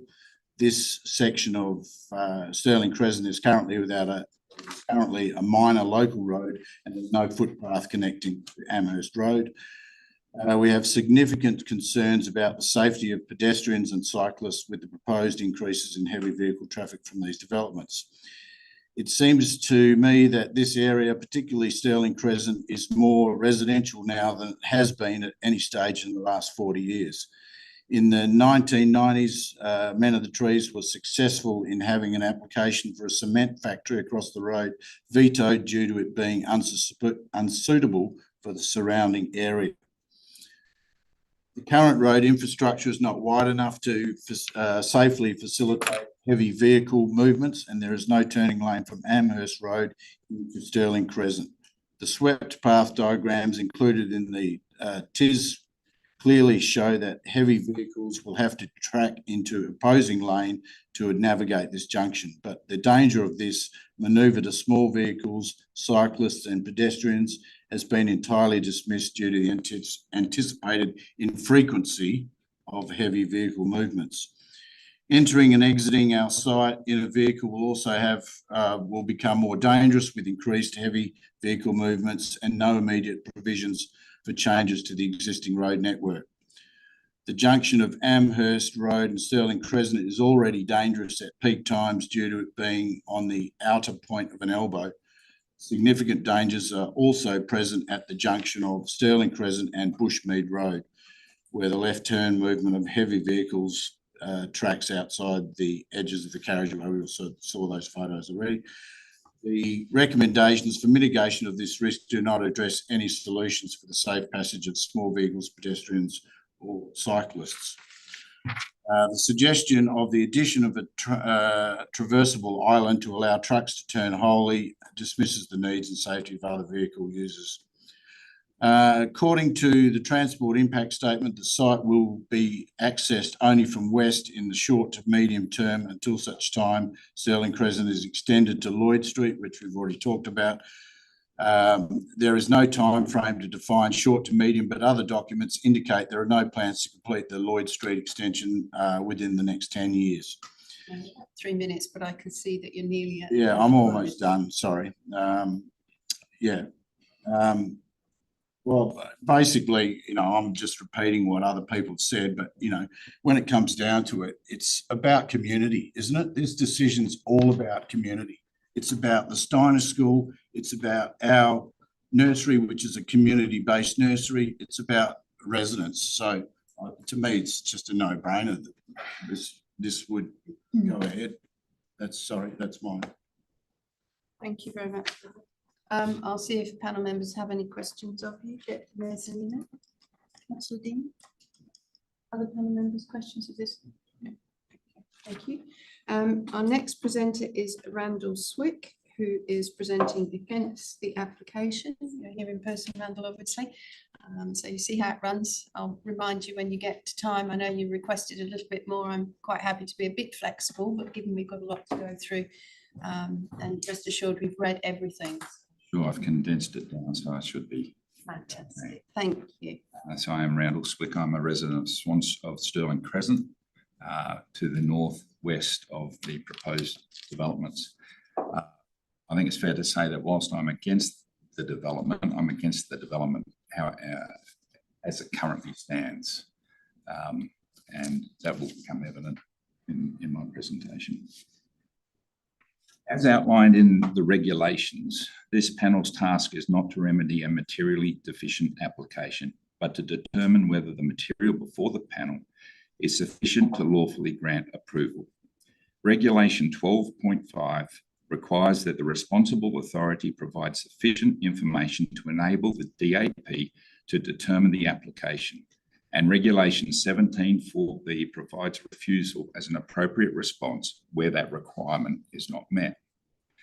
Additionally, Section 7.1 of the DAP practice notes making good planning decisions sets out the concept of a fair hearing and states that any interested party must be given adequate information about the nature and the pending decision, and that the decision must be made on logically probative evidence, not speculation. As detailed in my written deputation and put before you by other objectors, the applications do not provide sufficient information and logically probative evidence to enable the panel to make an informed determination. The RAR itself notes that further details are required for the City of Swan's ultimate consent on fundamental matters necessary for determination by the DAP under Regulation 12.5, including landscaping, drainage, operational impacts, and traffic mitigation. Despite these deficiencies, the Responsible Authority report recommends conditional approval, with these matters to be resolved later to the satisfaction of the City of Swan alone. These are not minor implementation details, but determinative planning issues central to the acceptability of the development. Critically, deferring these fundamental matters of the city to the City of Swan undermines public participation and DAP review. Under Regulation 12.6, the panel is not bound by the RAR recommendations, and under Regulation 17.4b, refusal is an expressly available and, in this case, appropriate outcome given Regulation 12.5 has not been met. I submit the panel has been presented with clear statutory grounds to withhold approval. The appropriate course is to refuse the applications and allow the applicant to resubmit a complete proposal that can be properly assessed by both the City of Swan and the community prior to final determination by the DAP. If that occurs, the panel would likely be left with one clear issue to determine, and that is whether heavy vehicles should be permitted to pass through the residential streets of Hazelmere. Finally, I wish to briefly address the petition before the panel. I am one of the organisers of that petition, which has been signed by now over 1,000 local residents. In fact, 1,200 signatories in total, but at least 1,000 local residents, opposing the routing of the heavy vehicles through the residential areas of Hazelmere. In the course of gathering these signatures, I personally engaged with more than 100 residents discussing their concerns and experiences. That engagement has given me a clear understanding of the community's position, and I'd welcome any questions from the panel about that petition and what I've learned through those direct conversations. Very much, Andrew. I'll see if panel members have any questions for you. Councillor Dean? Yes, do you consider a condition on this that would resolve the matter, be able to allow it to progress? I think the biggest issue here, and if I can quote from the petition, which everybody is aware of, and this is what the petition was about. We urge the Metro Outer Development Assessment Panel to consider alternative solutions that prioritise the community's wellbeing. One such solution is to ensure the development of safe eastern access routes that will allow vehicles to enter and exit the industrial lots without passing through urban areas. And that measure will protect our neighbourhoods from unnecessary disruption and preserve the quality of life. So in that respect, that is the primary concern of the community, right? I think it's fair to say that the community is not so much opposed to the industrial development of those two eastern blocks that are before the panel currently. The western blocks, I think that there's going to be significantly more pushback on, and rightly so, because it's more visible to the community. But the eastern blocks, I think everybody's resigned that they are industrial lots. The issue is that the appropriate infrastructure has not been put in place for those lots to operate without adverse impact on the local community, right? We don't know how many trucks are going in there, right? We know that the transport impact statement is completely out of date. They've used data from 2021 that is out of date, and even that data recognises that the traffic loads on the streets exceed the recommended levels. So we're way out of the standard operating parameters that we should be in. So if we look at conditions that were put on there, how do we get those heavy trucks through there without disrupting the community? I don't have a solution for that if they're going to come through the western side. Even by restricting the hours, I don't know how you do that, right? It's just not possible. We can't have the trucks coming through at night. Peak hours, sort of, with my local experience, they run from 7 o'clock in the morning to 10 in the morning, and then from 2:30 in the afternoon to 5 or 6, it's busy. And it's busy because there's only 2 crossings across the Helena River in a 6 or 7 kilometre stretch between Great Eastern Highway and Roe Highway. The traffic travelling south to north use either Stirling Crescent Amherst Road or Military Road. Right? Greg noted that there is another crossing on Water Street, but they don't use that to go into Midland because they would then have to turn across the traffic further up, and it's just not viable. So if the panel members have not been down on these roads, I urge you to go down and just stay there for an hour and watch how busy it is. The 2021 data, and I say that the standard loading of that access road is meant to be 3,000 cars per day. The 2021 data recognised 851 cars per hour in peak. That's how busy it is. It is an absolute nightmare down there. It's already overcrowded. Now, access from the east, that's the solution. And I don't understand why the city of Swan has not recognised that needs to be in place before these approvals are given. Mendel, did that answer your question? Yes. Thank you. Questions of this presenter from other panel members? No? Okay, no, that's all good. Thank you. Now, if I could ask you both to move behind yourselves so that we can get the other presenters in so that they're on.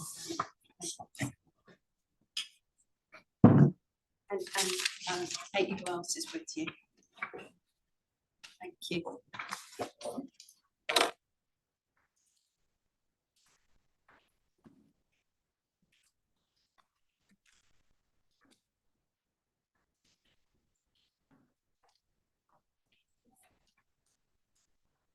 our next presenters are Lucy King from SFA Management and Nick Brindrod from Rise Urban. From the applicant team, both in support of the application. They both have PowerPoints. You don't have PowerPoints. Lucy doesn't have a PowerPoint. Nick does have a PowerPoint. Now, Nick, I should point out that the PowerPoint that we received at the point of the submission or the request to make a presentation, that we have declared that we considered, I would advise that you've updated that. Yes. So what I require of you is to highlight to the panel what aspects you've updated carefully as you go through, so that we are up to date with the information. I can do that. So, Lucy, did you want to start? That's okay. 3 minutes. Morning, everyone. Thank you for the opportunity to speak today in support of our application. Our philosophy as a developer is to do justice to the site that we've purchased, and this often means developing to the highest and best use. There is an acute shortage of industrial land in Western Australia at the present. These sites have long been zoned for at least 15 years as industrial. I believe our hard stand proposal is both a permitted use and on the lower end of the industrial development permitted in this precinct.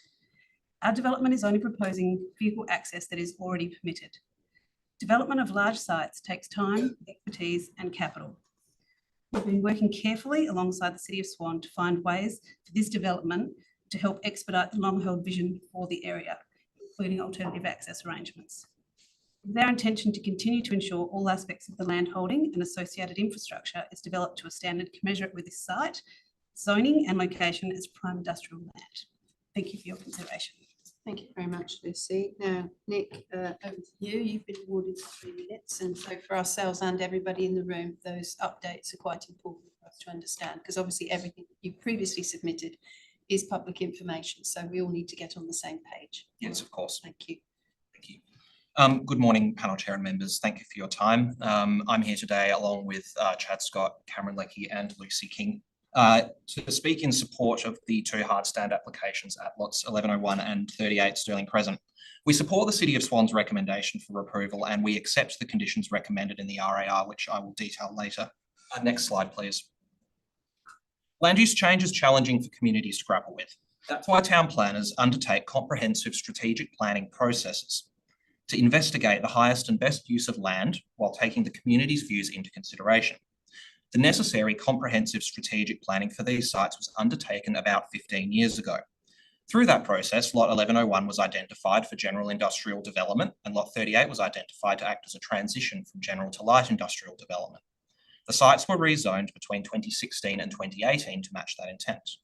Next slide, please. As a result of that strategic planning, the proposed storage land use is permitted on both sites, and parking of trucks is consistent with the land use intent as well. Lot 59 Bushmead Road, to the south of these sites and closer to the residential area, has already developed a transport depot in accordance with that zoning. I will now briefly address some of the concerns raised by the community. The TIS was prepared by Qualified Transport Engineers PJA based on the most recent data available and is consistent with the methodology and data sourcing guidance in the WAPC Transport Impact Assessment Guidelines. It's reasonable for industrial users to be visible from Stirling Crescent with some softening provided by landscaping strips as we're proposing, as that outcome would be consistent with the planned character of the area, as can be inferred from the zoning. Amenity and character are addressed through the recommended conditions as well. And we also wish to note that the Waldorf School is located within a strategic industrial precinct, and we assume the school was aware that this site was zoned for general industrial users when they purchased their site in 2021. I'm not actually going to speak to the slides that we changed. I'm going to leave it here. The only changes that we did make were some tweaking of our recommended changes to conditions, but there's since been a considerable amount of last minute movement with the city. And our position is essentially that we are comfortable with the conditions as recommended. So that's contrary to the written deputation. In closing, we're seeking for these applications to be determined on their merits with due regard given to the planning framework. Thank you for consideration, and we're happy to answer any questions. Thank you, Nick. I'll go back around the table again. Deputy Mayor Zanino, did you have questions of the applicant's representatives? Oh, and I should, we've got Cameron Leckie here from Rise Urban, and sorry, Trent. Chad Scott. Chad Scott from The the applicant. Thank you very much. So did you two want to come and sit up? Are you happy for these two to handle the questions? It's up to you, presiding Why member. don't you pop up here just in case, because it saves us then toing and Sure. throwing. Thank you very much. I'm sure there's Deputy Mayor Zanino, did you have questions of the presenters or their representatives? Yep. The main points of concern are basically the access to and from these two sites. Obviously, the eastern end of Stirling Crescent is unconstructed.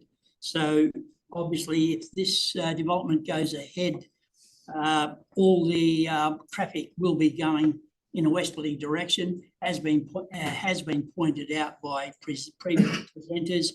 That could be for the next 2, 3, 4, 5 years, maybe more. And that is not acceptable to the residential community. The question is, how soon, or would you be amenable to getting the access to the east as soon as possible? Or what part are you prepared to play to have that done sooner rather than later?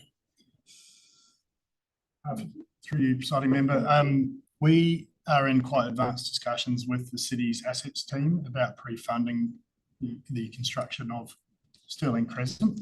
This is one of those chicken and egg type situations where we need to get some sort of revenue happening on the land and some sort of value added to the land to justify the financing for the upgrading of the infrastructure. So it is our best intention, or our client's best intention, to go and pre-fund those roads via an agreement and then cover the cost of that via the SAR down the track.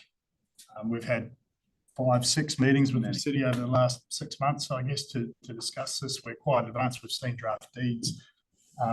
But we need this development to happen on an interim basis first, which is the catalyst for then securing the funding to do those works. So it is a little bit chicken and egg, and I understand that it's a bit messy, but that's how it needs to work from a financing perspective. Did you have a further question? Okay. Did you have a follow-up? Member Coulthurst has a follow-up to that. You said that, do you need the approval to get the funding to do the upgrade? Or do you need the development to proceed for a period of time to do the upgrade? Yeah, so I guess there's 2 parts to it, right? So the approval ensures all other aspects of the planning, the frame, the zoning, planning, and all that's consistent with that. And in the application, the types of vehicles and uses we've provided are consistent with what the road network would otherwise handle. Whereas obviously the highest and best use for general industrial and industrial sites is like what they've got, what's planned in the structure plan to upgrade that ultimately through to a RAV7 road. So we're limiting what we're doing or what we're asking for, applying for in a development application to what we were understood based on traffic professionals, what the road network would be able to handle. So I know that's round piece. I understand what you're saying, but from a timing point of view, when would the upgrade of the road occur? Post-development, construction and operation, or simultaneous? So it's our intention, and we've been having multiple meetings with the city to try and bring about a pre-funding agreement to do that as soon as possible. So from our perspective, understand the issue, right? And it's ultimately the highest and best use of that land is going to be when it presents well and the roads in place and all the rest of it. So we're highly motivated to reach agreement with the city and pull that forward. And as part of our discussions with that, I'm not allowed to talk about So as part of the discussions with the City of Swan, it's these discussions which has brought about them looking to reprioritise this road upgrade in line with the structure plan of what, which is currently being considered. Brought that forward. We're talking like 10 years in terms of when that would be able to be funded, by virtue of them recognising that yes, there is an acute shortage of industrial land. Yeah, it's zoned for this, and by getting it developed, it's obviously far more rateable for the city, and in order to facilitate where we want to get to in terms of a fully developed general industrial and other industrial precinct, that we ultimately need access, like we need to facilitate those bigger roads. So we're highly motivated to facilitate that road upgrade, and one of the key things we were attempting to work to with the City of Swan was to we recognise that that we would rather be heading east as well in an ideal world, and like the roundabout at the intersection there's done, and there's a little bit of sealed, like the off ramp sealed there a little bit, and it's that area clearly would benefit from being upgraded and having the access run that way. And where we were directed to was that they would rather us work towards the ultimate outcome, like drive to where, rather than doing what would otherwise be abortive work. So there'd be 2 rounds of roadworks, 2 rounds of all that sort of thing in an interim solution. So hence to bring that about, because otherwise the city wouldn't be in a position to fund it for a long time. We then offered to say, well, if we pre-fund it, then that will allow, like we're happy to do that. And then in addition to expedite that, what we've offered to say was, well, we're happy to facilitate the engineering and the civil works and pressing that to a point so that then that can go through the city's processes. And that's already all that's been, and to even go back a step from initial inquiry on this, that was a key discussion before we got through due diligence on the site, was to sit with the team, and hence we had the strategic and infrastructure and planning guys there to say, explain to us what's the long-term vision here, explain to us what the structure plan is, explain to us what you'd like to see on the road. And so that's a 7-8 month journey we've been on today, and hence the application to be on the lower end of where we're trying to do, limit the vehicles, types, movements, all the rest of it to actually start making progress on that. Perhaps if I could add, Yes, I remember just in relation to that yes, question. yeah, just to tie a bow in that, the approval of these development applications is one step closer to de-risking the project from a finance's perspective, which then frees up that money for Chad to come and do the capital works that he's just talked about. Thank you. Councillor Dean, did you have questions of the presenters? Yes, so can you confirm that all the traffic outcomes are reliant on future road upgrades? I don't quite understand what you mean. So with the traffic coming in and out of the site, yeah, there's a lot of anticipation on future road upgrades, and not currently as it is. So the traffic assessment, and Nick might be better placed to answer this than me, but I'll have first go. Traffic assessment assumes that there is no eastern connection and works not based on the current infrastructure that's on the ground. So that's what all the assessment technical analysis has been based on. It's not assuming any future upgrades at this stage. Is that right? Yeah, that's correct. Absolutely, and limited, the application is limited by virtue of what the road network can support based on the latest data and the traffic engineer's report. And could you guys give me any indication of the types of trucks or the sizes of the trucks, number of trailers that will be entering and exiting those properties in the interim till future roads are upgraded? Maximum 19 metres, but it's anticipated that 19-metre trucks themselves will be a small proportion. You would mostly, we anticipate, have smaller trucks, say, I think it's 12.5 metres. Ultimately, it's going to be contingent on the final tenant needs, which is why there's a little bit of uncertainty. But we asked PJA to, I guess, use the standard processes to I guess, calculate what, in a conservative scenario, the likely traffic demand will be for these sites. Now, there in the WAP CTI guidelines, there is some guidance as to how to do that, and they've followed that, which is how they came up with their conclusions that there would be a maximum, I think it's just below 100 vehicles per day. And in addition to that, I think one of the conditions that the city sought to impose was that in any event of prior to occupation, there's a operational management plan that gets endorsed by the city in any event. So if there's a change in tenant that's in excess of where what we're seeking under the latest data and the traffic engineer's report, that comes back around for the city of Swan to have another go at it from there.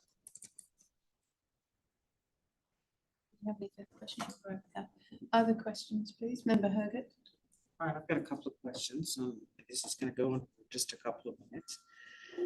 Yeah, trying to get my head around what Cameron and Chad, what you were saying about sort of the pre-funding.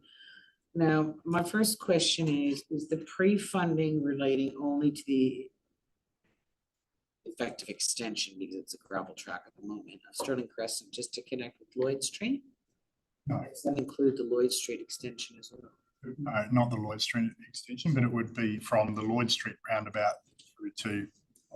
Yeah, through to where the road currently ends. To the west, yeah. Okay. And is that? Sorry, not where the road currently ends. So where it's a little bit confusing is, sorry, mate, is it under the structure plan? For the, I always forget the numbers, but the lots to the two ones to the west where the ultimate road loops down. So where the two pre-fund options, sorry, Heidi, was to go to either along the east-west road to where it starts to turn, or alternatively to cover the turn down.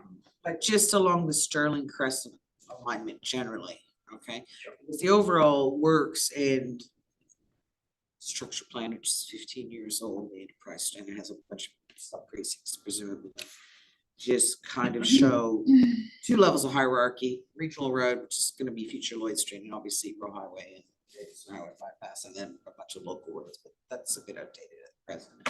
So it gives rise to the fact there's an expectation that Stirling Crescent will be extended. That section of Stirling Crescent to Lloyd will go across, et cetera, et cetera. But your pre-funding this relates entirely to diverting site-generated traffic and any other traffic that's desire lines go to the east to the industrial part of Hazelmere and away from the existing residential. Yeah, so this took me a while to get my, and I'm not a planner or the expert in this space, but this at the very start of engaging on these sites, this is part of the reason I went out there and I was with the city, was to talk me through what the intent of the structure plan was, and that was to do exactly that, to create a good, like even the road profile they're doing is to separate the industrial from the residential. Okay. And how far progressed these conversations are there? I mean, I wasn't aware. So we've brought I guess the estimated timeline was, I think it was late 2036, and we're now got it talking where they're looking at reprioritizing the funding back to, which would be 2028, 29. And that's why we would for the whole project, or just the Stirling Crescent works? For as far, well, they were talking to mainly the Stirling Crescent, let's keep where they felt comfortable on that. And so us pre-funding it, the only reason that's relevant is that was when we would be repaid for pre-funding the works before then. So these ongoing discussions and the potential offer to pre-fund is potentially brought forward these works by 8 years already, and we're seeking to do further. Okay. So what kind of confidence level is there that because of the potential earlier delivery of those section of works, how does that coincide with commissioning of the development? So the challenge for me is to understand who there's only aspect we can only kind of control what's on our side. So we're obviously deferring to the council and in some aspects main roads, but in this one we're deferring to the council in terms of what time the alignment of how they want the arc to go, what services they want to sit in there, whether part of what we're doing with that is attempting like it's a it's dry industry at the moment because there's no reticulated sewer. So part of what we're trying to do here is take the reticulated sewer that's constrained on our lot and pull that through for the rest of the area. So there's all those sorts of things. Because I'm of two minds, and I'm going to tender this question because it's important. There's,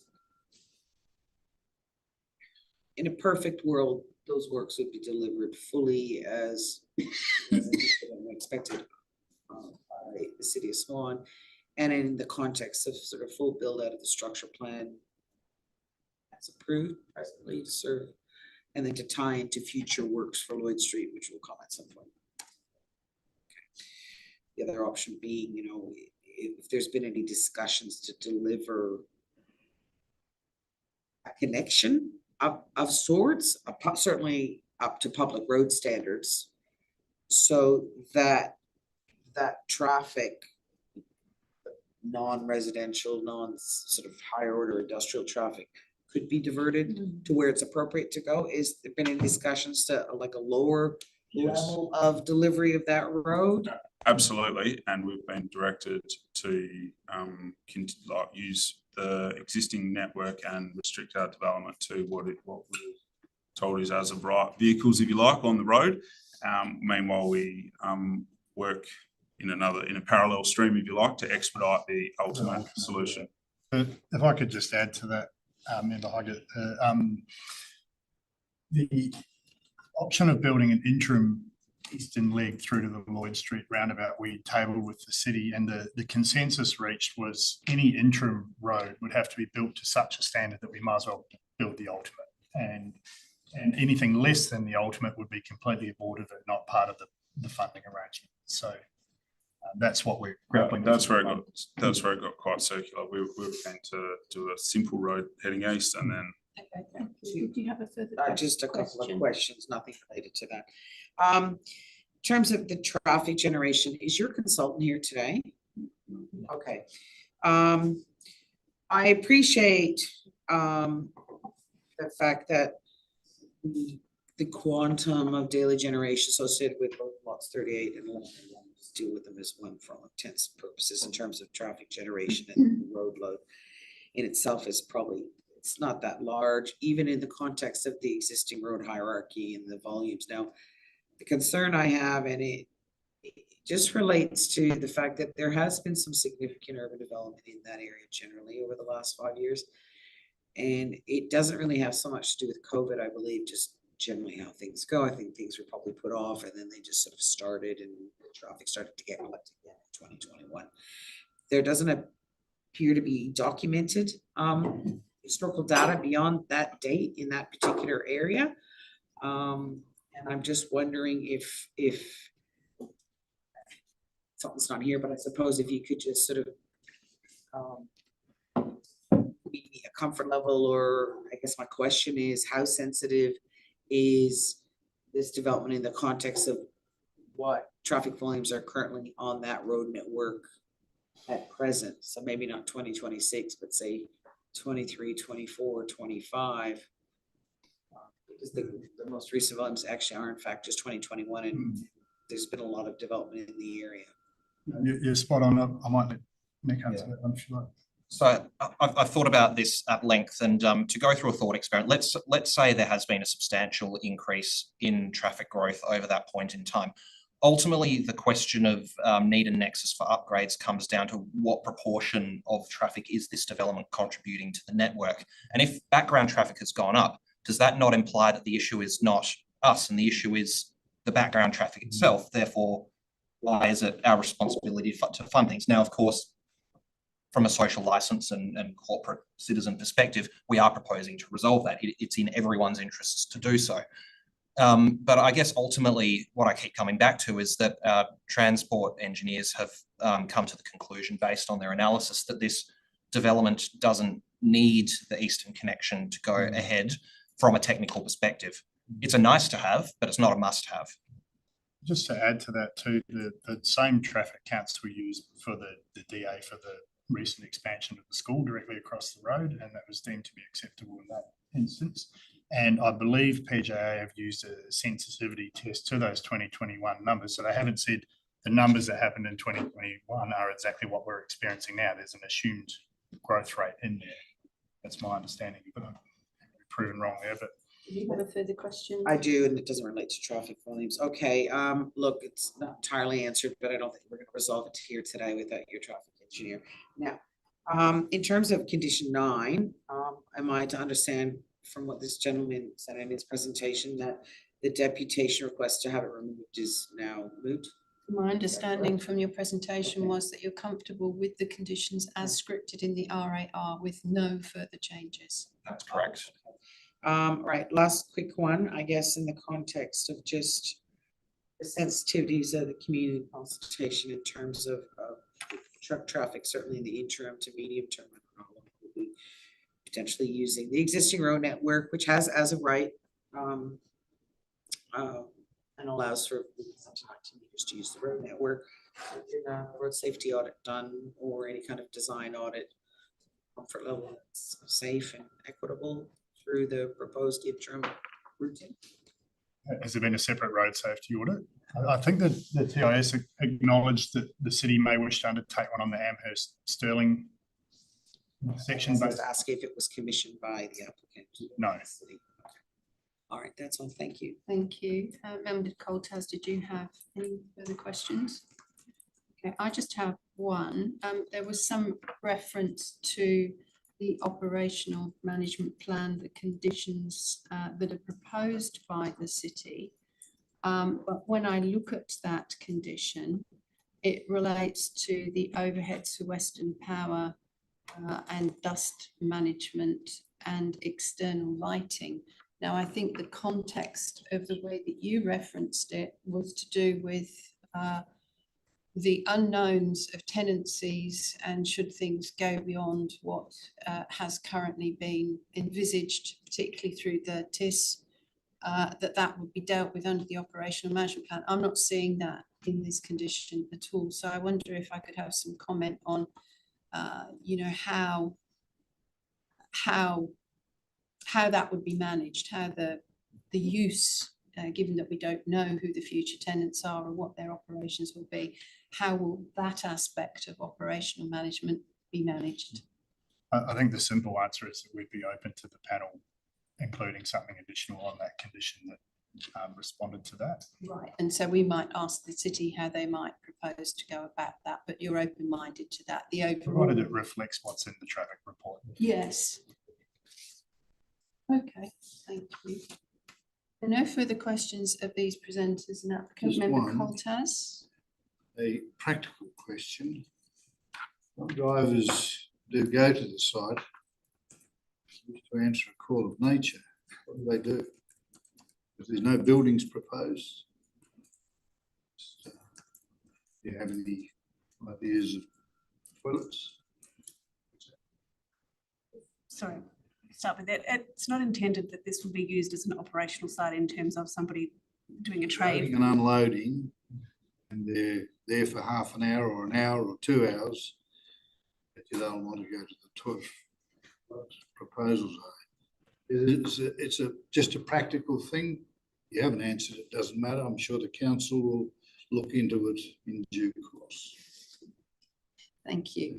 All right, we'll let you guys go. Thank you. And at this point, we will refer now to the officers at the city.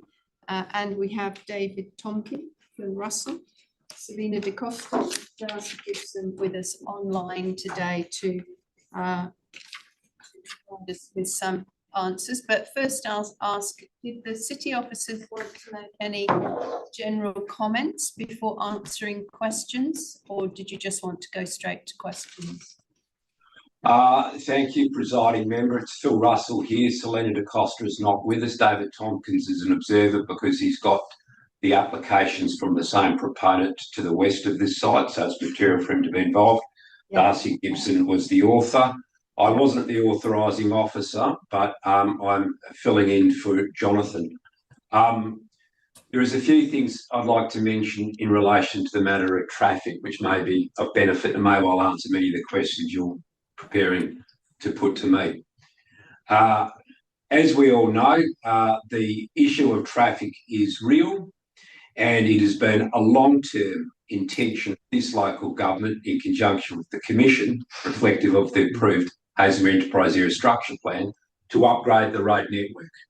You've heard about the need to upgrade Stirling Crescent, and that is a programmed piece of work that the city has brought forward to the 29-30 year, unless it's otherwise pre-funded in advance by these or other proponents. In reviewing this application independently of the other staff, I was conscious of the concerns you've heard from the community with respect to the existing state of the local road network, and most particularly what I'll call the Steiner School, forgive me if they're otherwise named, and the Trillion Trees people. It's also been observed that, and it's in the report, that the various intersections of Stirling Crescent with Amherst and with Bushmead will need some degree of upgrading to handle truck traffic, and those are it's addressed in the report and recommended as conditions. Whilst those parts of Stirling Crescent, the road network, are presently beyond nominal capacity with respect to guidelines, the simple answer to that, as always envisaged in the HESAP, is that we are rectifying that through the upgrade of Stirling Crescent, and importantly, through the construction of what I will generically refer to as a ring road, connecting Stirling Crescent in the vicinity of Amherst southwards down to Lakes Road. And as envisaged in the HESAP, that is intended to divert the issue of traffic along those parts of Stirling Crescent and elsewhere that run through the residential areas of Hazelmere. So that is a well understood issue, and I well appreciate the concerns of the community. In relation to this individual application, or two applications, notwithstanding that the volumes of traffic are low, I accept the concerns of the Steiner School and Trillion Trees as basically the only live developments along this section of Stirling Crescent, east of Amherst, that are generating traffic. Okay, the school is estimated to be generating the order of 240 vehicle movements a day. On review, my concern was that the existing part of Stirling Crescent from these sites westwards to Amherst Road is quite narrow, and estimations where it's in the order ranging of between 6 and 6.5 metres.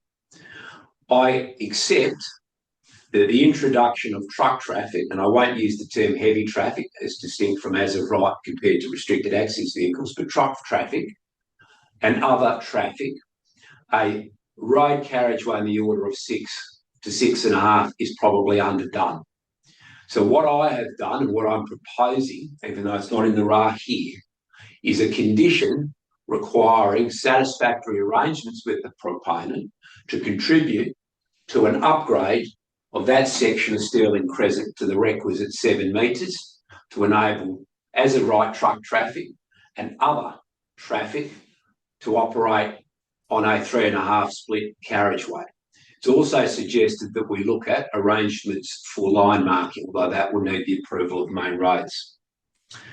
So certainly it would be my recommendation to this panel, cognizant of the understandable concerns, interim concerns that the community has, particularly with this section of Stirling Crescent, that we ought to have a condition requiring the proponent to make a contribution to the upgrade to widen that to a 7 metre carriageway, that section. Some of it's 6, some of it's 6.5, so it won't be a wholesale necessarily complete upgrade, but it will be some minor widening to improve the traffic situation between the school and this development. That becomes perhaps even more pertinent and, in my opinion, appropriate when we note, as we have been told, that we have 2 applications here, but the lots 39 to the west of this, and then ultimately the lot at the corner there at lot 651 also has applications from this developer. So independent of any arrangements that might be entered into to pre-fund the extension of Stirling Crescent from this location through to the roundabout with Lloyd Street, even at this scale, we would be recommending that we do some widening there to at least a minimum of 7 metres and make arrangements with main roads to see if we can line marks that we've got separated out carriageways. That's the city's situation with respect to that. I would also note that in relation. Phil, sorry, before you go on, could you just repeat for our benefit your suggested wording for that new condition? Well, I have it in actual fact. So what I'm talking about, presiding member, is condition 9. Right. So condition 9 says, prior to the occupational use of the site, the applicant shall enter into an arrangement with the City of Swan 4. And then the existing condition more or less is articulated the widening of the road carriageway of the intersections of Stirling Crescent and Bushmead Road and Stirling Crescent and Amherst Road to enable lane correct movements by trucks. Now, as I've read that out, that's just my minor adjustment to the wording, but what the condition in the RAR says at 9 captures that probably sufficient. What I'm suggesting ought to be imposed, given the circumstances, is a part B to that condition. So if the widening of the intersections is a part A, a part B of the condition would say the widening of the road carriageway of the section of Stirling Crescent from the intersection of Amherst Road to the eastern boundary of lot 38 to a minimum width of 7 metres and details for the provision of line marking. Now, obviously, with the other lot, 1101 further to the east, that condition could be replicated, but you would read the eastern boundary of lot 1101. So if whatever the panel might contemplate with respect to the appropriateness for a condition requiring the punching through of Stirling Crescent eastwards to Lloyd Street, independent of that, obviously it's difficult for us to say on as of right vehicles you can't exit the site and go left. So in any event, because going left, that section of Stirling is a problem, it's my recommendation to this panel that there be such an arrangement for a contribution to the necessary upgrade to that 7 metre width for that section. A contribution to, is that what you're saying? Yeah. Well, it says, I'll note, Madam Chair, the salient words of the introduction of the condition where he uses the word into an arrangement with the City of Swan 4. Now, Mr. Leckie or his client wants to play around with articulating what that might be, and I think Mr. Grindrod suggested something linking proportionality in terms of volume of traffic with the quantum of the extent of the contribution. I have no problems with any of those things. We do things practically that way here in any event, independent of whether it's so articulated. So, but I'll leave that for however parties are comfortable. Okay, thank you for that. And sorry, I did interrupt you, so please continue with your. I know, Madam Chair, that was that. I think from what I've heard, the salient issue here is you're all very well aware of and hearing the legitimate concerns the community is traffic. It will be alleviated longer term when the road infrastructure is all put in place. I understand this is zoned for development. The proponents want to get on to some extent, but we still need to have roads fit for purpose. Particularly, and I take the point when we've got sensitive uses such as schools. So this is an interim arrangement for a minimum upgrade for the western route to address the issues. Okay, thank you, Phil. I'll see if the panel have questions for you and colleagues. Deputy Mayor Zanino, did you have questions of staff? No? Councillor Dean, questions of staff? Yes. Phil, so you say that the roads to be completed by 2930. I heard prior from the presentations done by Rise Urban that it was actually 2829. Are you able, I understand a lot of this would be commercial in confidence and contracts and stuff in the background, but are you able to clarify if it would be anticipated for the 2829 or the 2930? Because I've heard two contradictions. Well, it's true, Madam Chair. The original program for this was far longer term, but as everyone's had to realise, biting the bullet here is that we need this infrastructure, and as demand increases, we need to bring it forward. I was advised that we brought it forward through our works program here internally to look at a program commencing in 2930. Now, as you've heard from the proponents, that doesn't obviate the capacity to bring that timing forward if the proponents are prepared to pre-fund it. And I think it's also worth noting here, this will become a broader conversation because, as you know, these same owners have a JDAP in for the development of the western adjoining lots 39 and lot 651, the junction of Amherst. I can also tell the panel, it's no great surprise, that we have a JDAP application for a data centre on lots 13 and 14, which is immediately opposite the road. So in a practical and orderly manner, in relation to the processing of those applications, I will be mindful of whether or not a pre-funding arrangement could be brought forward for the benefit of all these proponents in the broader community even earlier than that, conceivably. Because as we know, if it's a question of the economics for proponents to pre-fund, as you disperse the cost amongst more owners, it becomes more achievable. So who knows whether or not, given those circumstances, you could achieve a pre-funding arrangement either earlier than that.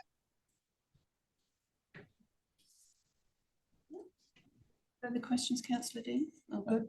Other questions of city staff from panel members? Member Hogan? Just a quick one in relation to these roadworks. I guess it's a yes or no answer, really. Clarification. The city is requesting, in addition to condition 9, which entails some localized widening at 2 intersections,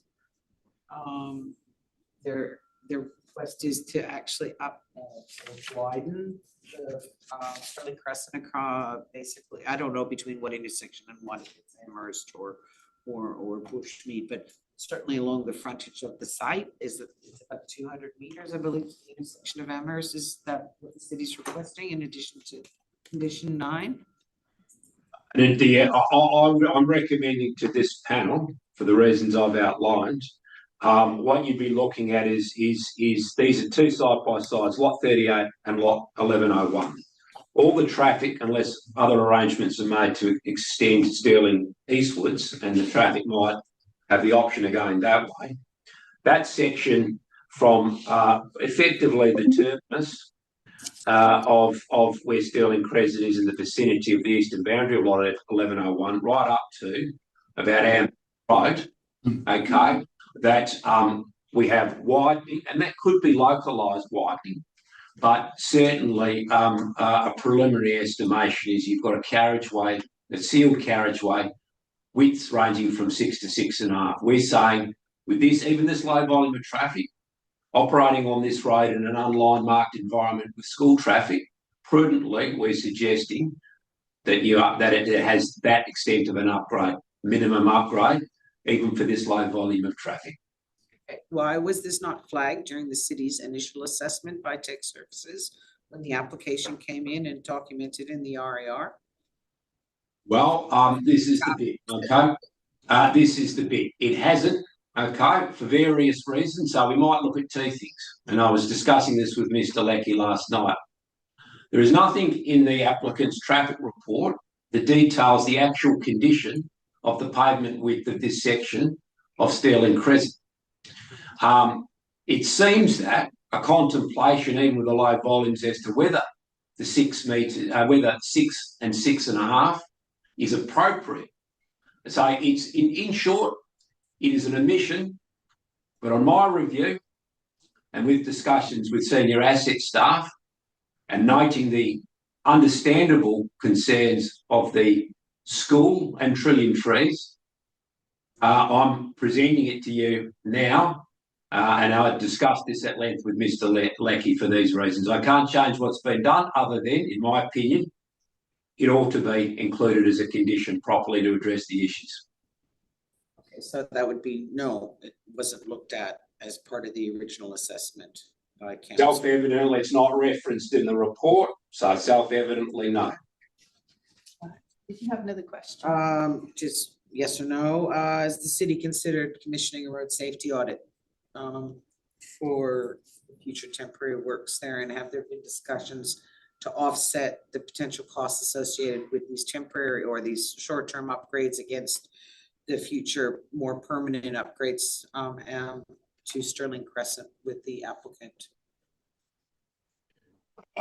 You'll have to forgive me, that is not I would say necessarily a simple yes or no question. The short answer is we haven't contemplated whether we need a road safety audit.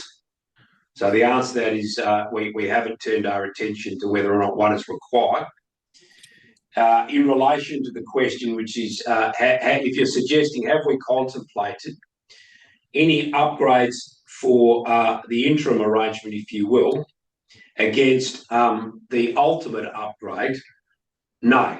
And this is the issue, if this development right now, to be acceptable, even at a low scale, needs an upgrade, then that's an upgrade. If it wasn't to proceed, or if they instead took the pre-funding option, then they are eligible to a full credit. But you don't get an offset for an interim arrangement. Thank you. I have a question for you, Phil. There was a discussion earlier around the operational management plan, which is the focus of conditions 7 in both reports. My observation was that they don't deal with some of those issues of operational management of the future tenants and in accordance with the assumptions of the TIS. How do you feel about expanding condition 7 to add D for that purpose? And did you have any wording that might be helpful to the panel to consider? My own touch is to be focused on traffic. My recommended addendums to condition 7 relates to an acoustic assessment to verify that the truck operations, movement, storage operations, loading, unloading within an open environment such as this complies with the environmental protection noise regulations. So that would be, in my assessment, that would be a prudent addendum or addition to that condition. If what we're after is, if we're concerned about ensuring that this is a low volume application in terms of traffic, then I would recommend a separate individual condition to say vehicle movements to and from the site or each of the sites independently shall not exceed, I don't know, 50 vehicle movements per day. You could go even further in relation that if you want to then moderate the impact of traffic on the road by limiting the hours of operation which those movements might occur, nominally by saying the site shall only operate between the hours of, or visitation shall only occur between the hours of 7 a.m. and 7 p.m. Those types of conditions will address the issue in play, which is the quantum of the impact caused by the traffic. Whether it's one punter or the other punter, it doesn't make any difference. It's about the volumes of the traffic. Thank you. Any other questions of city staff at this point? Good. Okay, we will move ahead. Now we've got 2 reports, so we'll take them individually, even though they are almost similar, if not the same, just for the purpose of clarity. So at 3.1, we have a responsible authority report, which recommends that we approve this application subject to a number of conditions. Obviously, those conditions are as per RAR, but we are at liberty to make amendments once we've got this motion on the table. So do I have a mover, please, for that as the primary motion? Member Hergert moves. Deputy Mayor Zanino seconds. Or did you have a question? No, well, I'm happy to support an approval subject to some changes to the conditions. Right, so well, you can get to those amendments when it's your turn to speak about the primary motion. That's good. So Member Hergert moves and Deputy Mayor Zanino seconds. So over to you, Member Hergert, to speak to the motion. Okay. Notwithstanding reservations and questions I have in terms of information in detail with respect to the traffic assessment, The reality is I'm comfortable with the fact that the amount of traffic that's been projected for these two lots cumulatively together will not have a significant impact on operations and safety protocols on the road network. I do recognize that the road network is played kind of like cart before the horse, because obviously there's been an overarching plan to deliver the higher order road network, and in a perfect world that happens before development is commissioned. I'm encouraged by the progression of the level of discussions between the applicant and council with respect to pre-funding Sterling Crescent to the east, which would essentially render any need to travel to the west and northwest through the more, I wouldn't say more local road network, but the local road network, which caters to more sensitive types of generators and land uses, moot. And obviously that will result in an improved safety and travel outcome for a range of users, including traffic generated by the applicant. I do have, I'm heartened by the fact that the applicant has now, doesn't have an issue with condition 9. I've got some concerns about the investment in changes to those intersections for vehicles that already have the legal right under the Australian road rules and the Main Roads Act to actually use those intersections, but the concession and agreement to actually keep that condition in there, I support.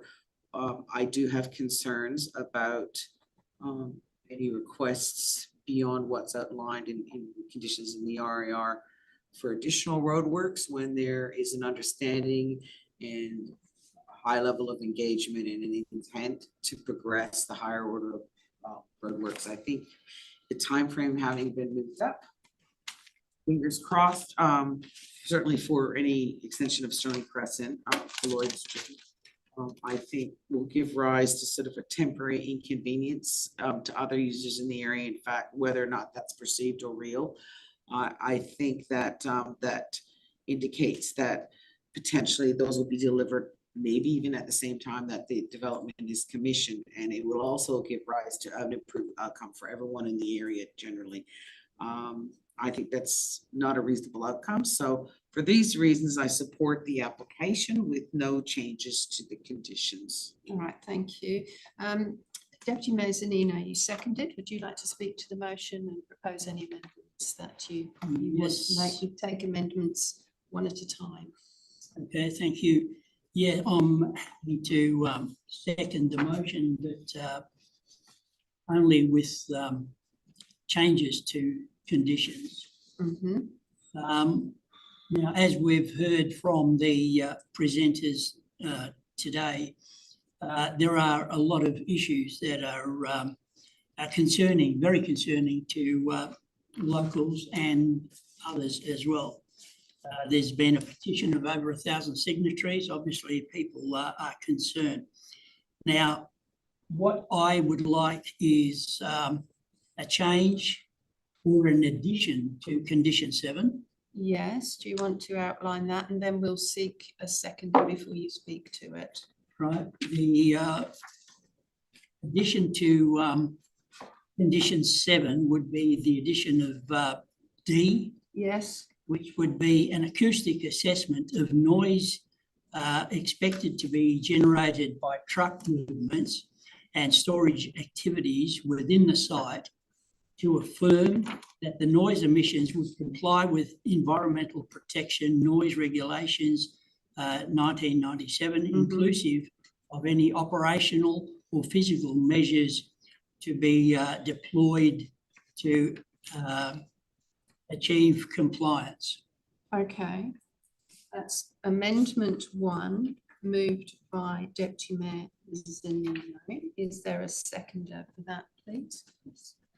Councillor Dean seconds. Would you like to speak to this amendment? No. Oh, sorry, I was going to ask the mover if they wanted to speak. But did you want to speak further to the amendment? I mean, it's self-explanatory. You know, we need some sort of control there to make sure that, you know, the activities on this site are compliant And the only way you're going to do that is if you have a proper acoustic assessment. And also you need to know what the noise emitted by the trucks, loading, unloading, truck movements. Now, if they're not compliant and have to operate within a certain limit, then, you know, who knows what will happen. So I think these things are appropriate and essential, just for the benefit of not just the applicant or the operators, but also the people that are living around it. Thank you very much. Councillor Dean, you didn't wish to speak to this amendment. Other speakers on this amendment? Member Berger. I'd like to speak against the amendment. This is a proposal that's proposed to be located within what is an approved industrial area within an endorsed structure plan. Notwithstanding, if there was, presumably if there was an issue relating to noise generation, would have been raised to consideration by council and the staff over there. I think this issue can be adequately addressed in the context of the operational management plan with respect to operating hours. The number of trucks, actual heavy vehicles up to 19 meters is not that significant over the course of a day, and presumably it's not going to be all hours of the day or night. And I feel that these kinds of issues can be dealt with through the operational management plan. And how this would be managed, if an acoustic report is actually conditioned on here, how is it to be actually monitored and managed? Is someone going to be out there every day with a sound level meter measuring the noise? I just don't think it's reasonable or realistic at this stage, but I do think that there can be some protocols put in the OMP to adequately address times of operation, types of vehicles that are expected and anticipated, and how those will be managed with respect to sounding of horns, air brakes, that kind of thing. Thank you. Yeah, Just on this amendment. Yes, I'm supporting it. I think that the industrial nature of this area, it's in transition. It's going to, it is affecting. There are industrial uses opposite and near a number of the residential properties as it stands, and I don't think there are restrictions on or noise impact requirements when these were approved. The other thing is there are environmental noise regulations that are in place that in fact do prevail over a number of noise management plans, and if there are significant noises, then of course they can be addressed through the Environmental Protection Authority.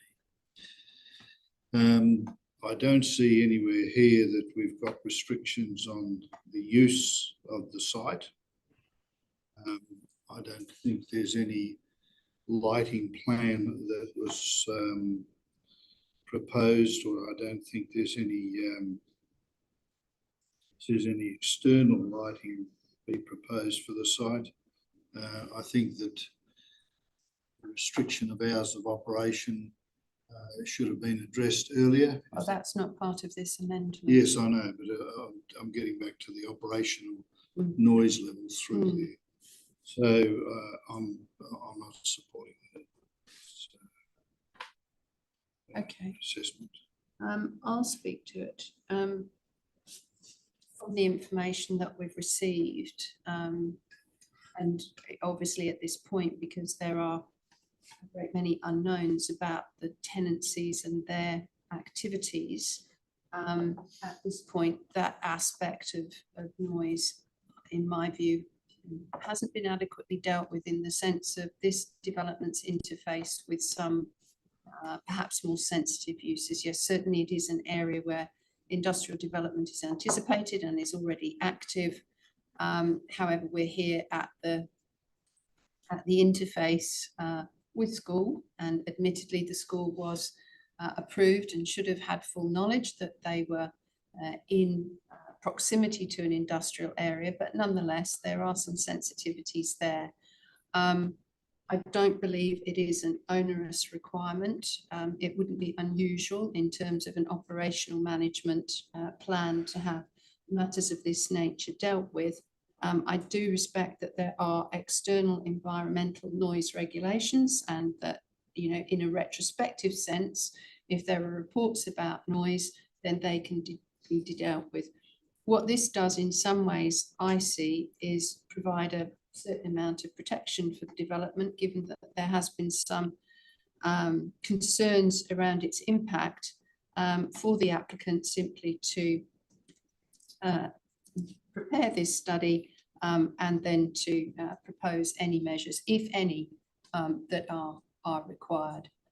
And then that just gives them a basis within the operational management plan for moving forward, which gives them a sound base for the activity to occur. So on that basis, I'm happy to support that amendment. That said, I move back to the mover of the amendment. Deputy Mayor Zanino, if you wish to say anything. No, nothing further. Okay, we'll vote on amendment 1. Those in favour of amendment 1, that's Councillors Dean, Deputy Mayor Zanino and Member Hyde. Those against, Member Coltas and Member Herget. The motion is carried 3-2. It's still with you, Deputy Mayor Zanino. Thank on you. the substantive or any other amendments that you wish to I make. wish to make a further amendment to condition 9. Yes. Now, given that what is proposed. Do you want to outline that Okay. amendment? Yep, sorry. So condition 9 would be A and B, the widening of the road carriageway of the intersections of Stirling Crescent, Bushmead Road and Stirling Crescent and Amherst Road. That's to enable, yep, that stays as it is. And then B, to read the upgrade of the entire section of Stirling Crescent from the intersection of Amherst Road to Lloyd Street. Would you just repeat that? The upgrade of The upgrade of the entire section of Stirling Crescent from the intersection of Amherst Road to Lloyd Street.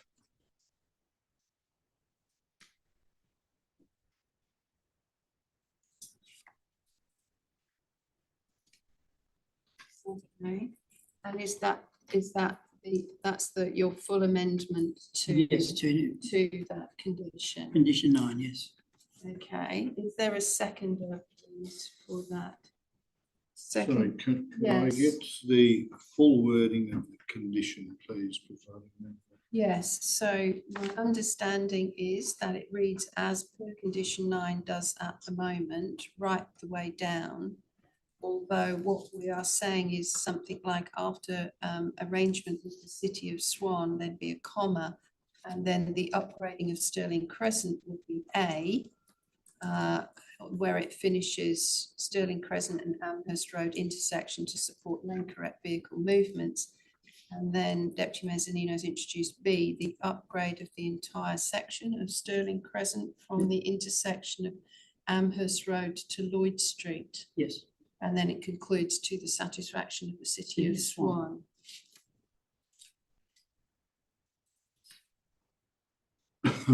Moved by Deputy Mayor Zanino and seconded by Councillor Dean.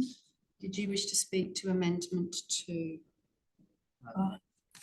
Yes, I would like to just make the point that obviously there is a lot of opposition to the way it is. There's no guarantees that the current situation may drag on for a number of years, and that is going to be unacceptable.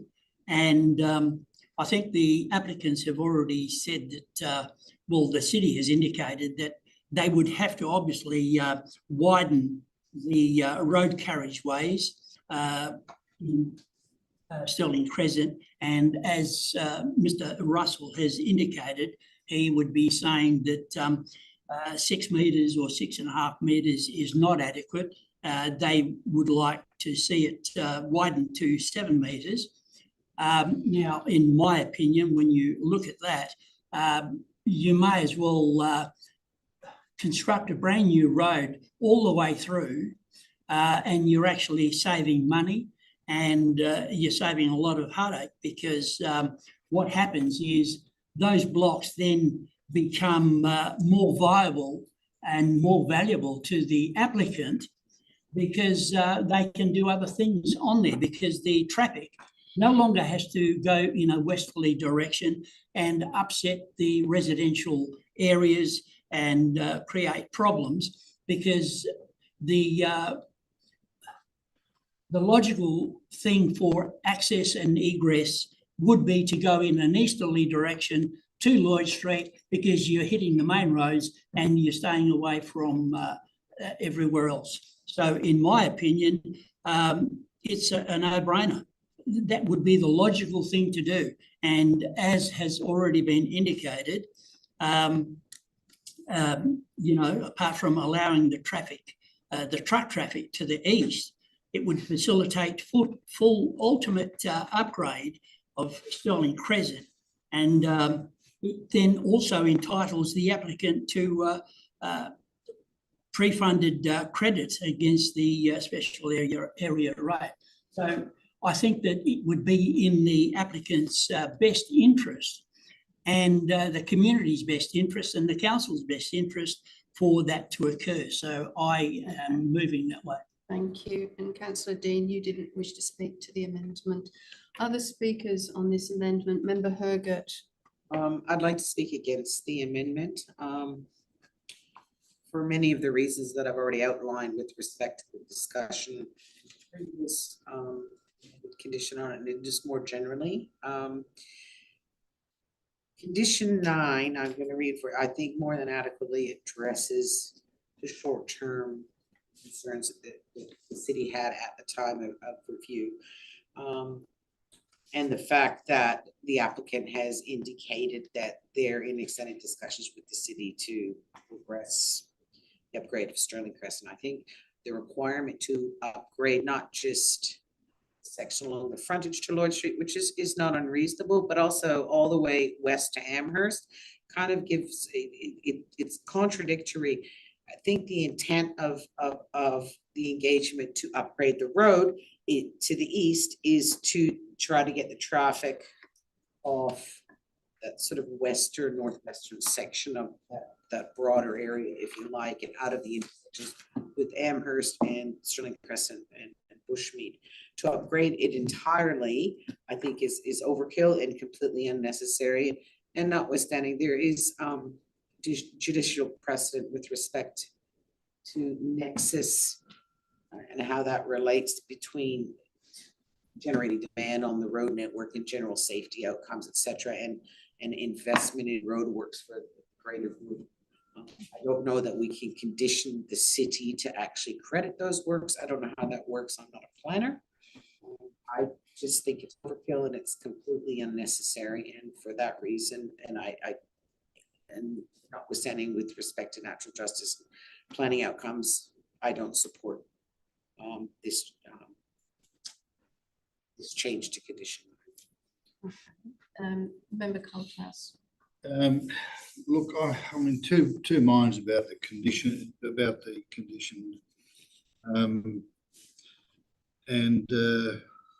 Whilst I support a contribution towards the upgrade,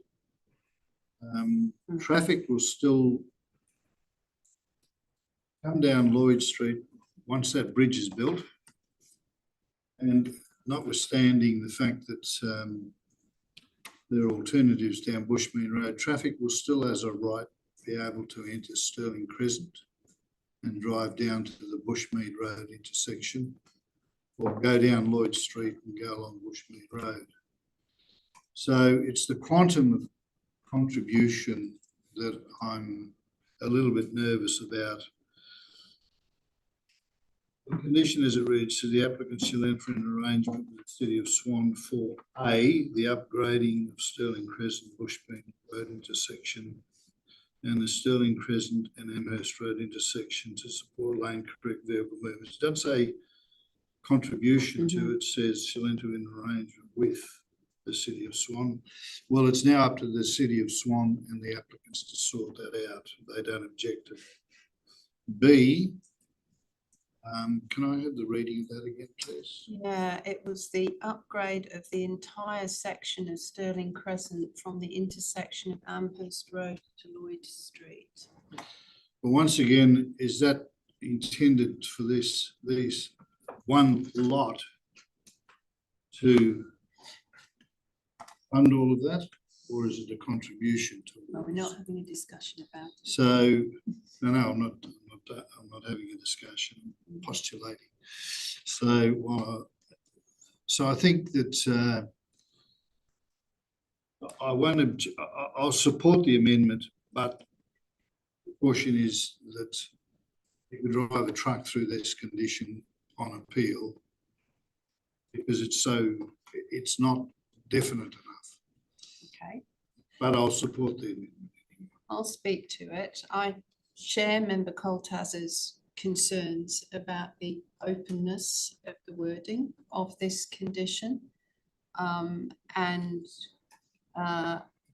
For me to be able to support something like this, I would need to have wording of this nature included after entering into an arrangement with the City of Swan. I would have for proportionate contributions to, and picking up on what Mr. Russell said from the city will be, I would also want to have some more measurement to that, because I think he was talking of up to 7 metres for that section of the road.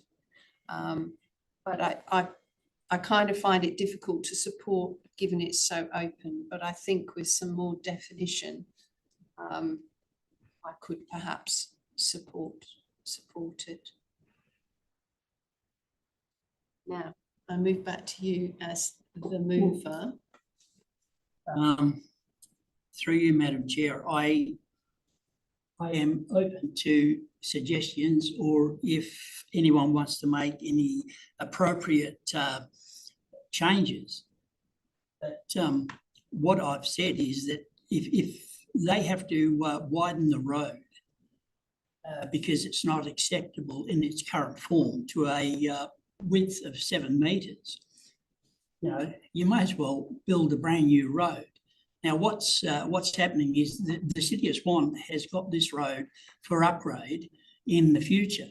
Now, they've prepared to bring it forward substantially, and they're saying, or the information I got was that they would be happy to bring it forward to, say, the 28-29 or 29-30. Now, all we're saying here is that if the developers want to proceed now with their development, if they construct the road, then they will get the, because pre-funded by them, the City of Swan is happy to, reimburse them to a certain extent. They're not going to have to be paying the full amount. They're doing it up front. They're pre-funding it, but they're going to get the benefits down the track. So it's the applicants are not going to be bearing the brunt of the full cost on their own shoulders, so to speak. They would have a document or something put together by them and the city where they pre-fund it, and then at later stages, whether it's in rates or whatever, and it's not going to be just this one block. Obviously, there's 2 blocks here. There's 2 applications. This applies to both. I'm not putting this in for just the one. This is going to be for both. And then if there's further development down the track, funds can be also redeemed by other applications for further development. Okay. So I'm not putting the full brunt on just this one. It's going to be shared by everyone. But it's going to be better for the applicant and a better outcome for everyone, because they will get approval to start now rather than, you know, if it's refused. I mean, I know they could appeal, but there's no guarantees that they would be successful in an appeal. Let's vote on amendment 2 then, as currently proposed by Deputy Mayor Zanino. Those in favour? Okay. That's Deputy Mayor Zanino and Councillor Dean. Those against? That's members Hyde, Coltas and Hergert. That's still with you, Deputy Mayor Zanino. That motion was lost 2-3.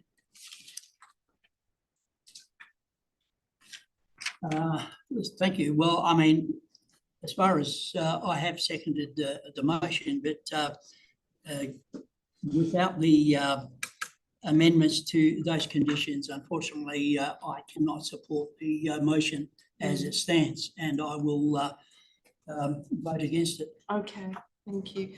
Other speakers on this motion, for or against? Back to the substantive now.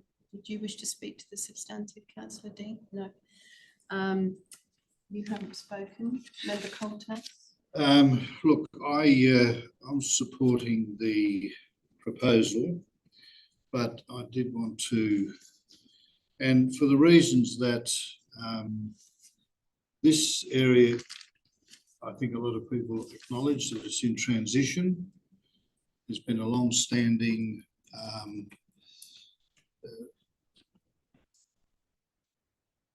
proposal that this area should go to industrial. There's a transitional zone for a light industry and there's general industry. The absence of key road links is causing issues with this particular application, and that's out of the ambit of this particular proponent. The responsible authority report went to great lengths to look at the proposals on lot 38 and lot 1101, and it's supported. The bushmead area has had significant development in the past, and I think the fact that these two lots have got applications and adjoining lots have got applications pending just goes to show that, and it's no doubt that there is a high demand for industrial land. Given that this proponent has addressed a number of the issues as best they can, I think that I'm supporting the development. But I think that there's a bit of confusion as to what this developer is required to do in terms of the pre-funding of the infrastructure to the east. I think that in a perfect world, in a greenfield site, this would all be sorted out through structure planning and developer contribution plans. So everybody would know, but because this is an existing area trying to fit in an infrastructure contribution plan, this tends to muddy the waters. I'm quite happy to see that the developers, if they wish to enter in an arrangement, pre-fund works. I don't think they're at this stage we're unaware whether the developer appreciates the quantum of that pre-funding. Council said that they've done a lot of work with them. Well, that's good.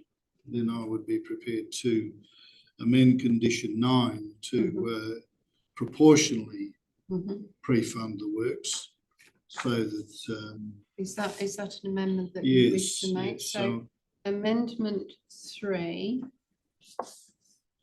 by member Coltas. Do you want to outline your wording for condition 9, Yes, please? I think that the Stirling Crescent Bushmead Road intersection, Stirling Crescent and Amherst Road intersections need work on them. What's the wording to the amendment?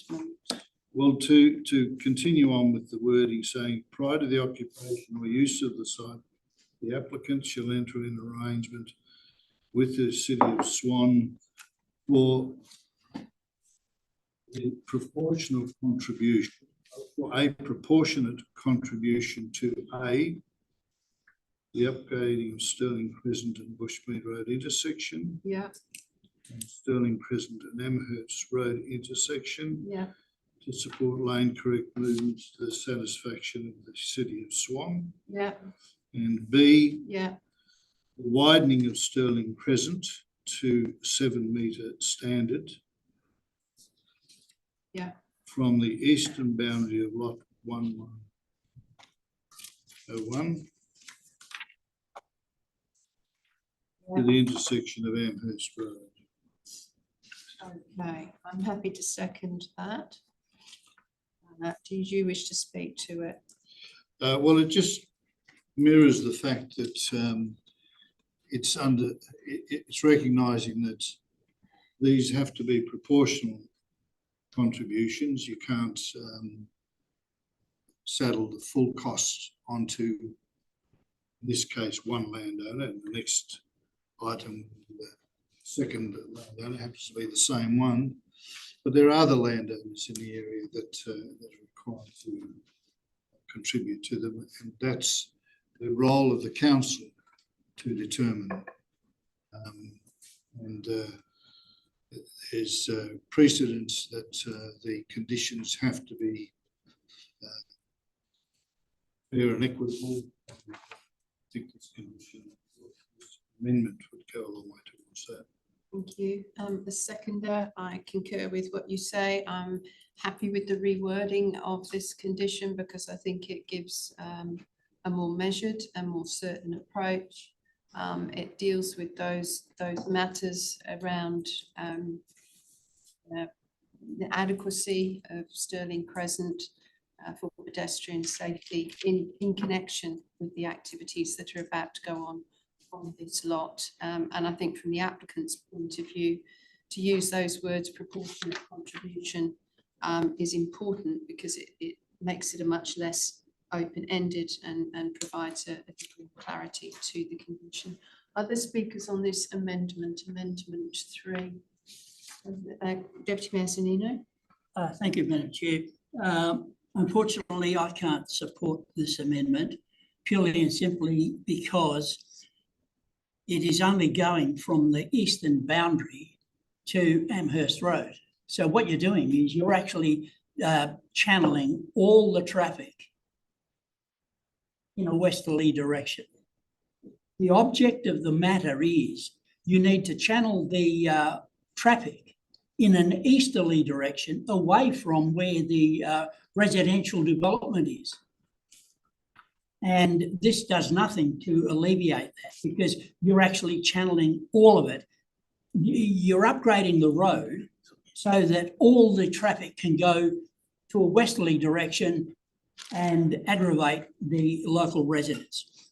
What we need to do is we need to go in an easterly direction away from any residential development where the traffic can get onto the Lloyd Street and go wherever they're going without interfering with the local residents. For that reason, I can't support it. Okay, thank you. Other speakers on amendment 3? Did you wish to reply in response to councillors? Yes, I was also foreshadowing another condition to the fact that the applicants should enter into an arrangement with the City of Swan for the upgrade of Lloyd Street, a proportional contribution for the upgrade of Lloyd Street, Stirling Crescent, from their site to Lloyd Street. Okay, so let's vote on amendment 3 as proposed at the moment. Those in favour? That's councillors Dean, Member Hyde and Member Coltas. Those against? Deputy Mayor Zanino and Member Hergert, was that right? Yes, okay, so that motion is carried 3-2, thank you. It is still with you. Okay, and then I would also foreshadow another amendment. Amendment 4. So that prior to occupation and use of the site, the applicant shall enter into an arrangement with the City of Swan. This is a new condition. For a proportionate contribution to the upgrade of Stirling Crescent from or to the east of lot 1101 of Wood Street.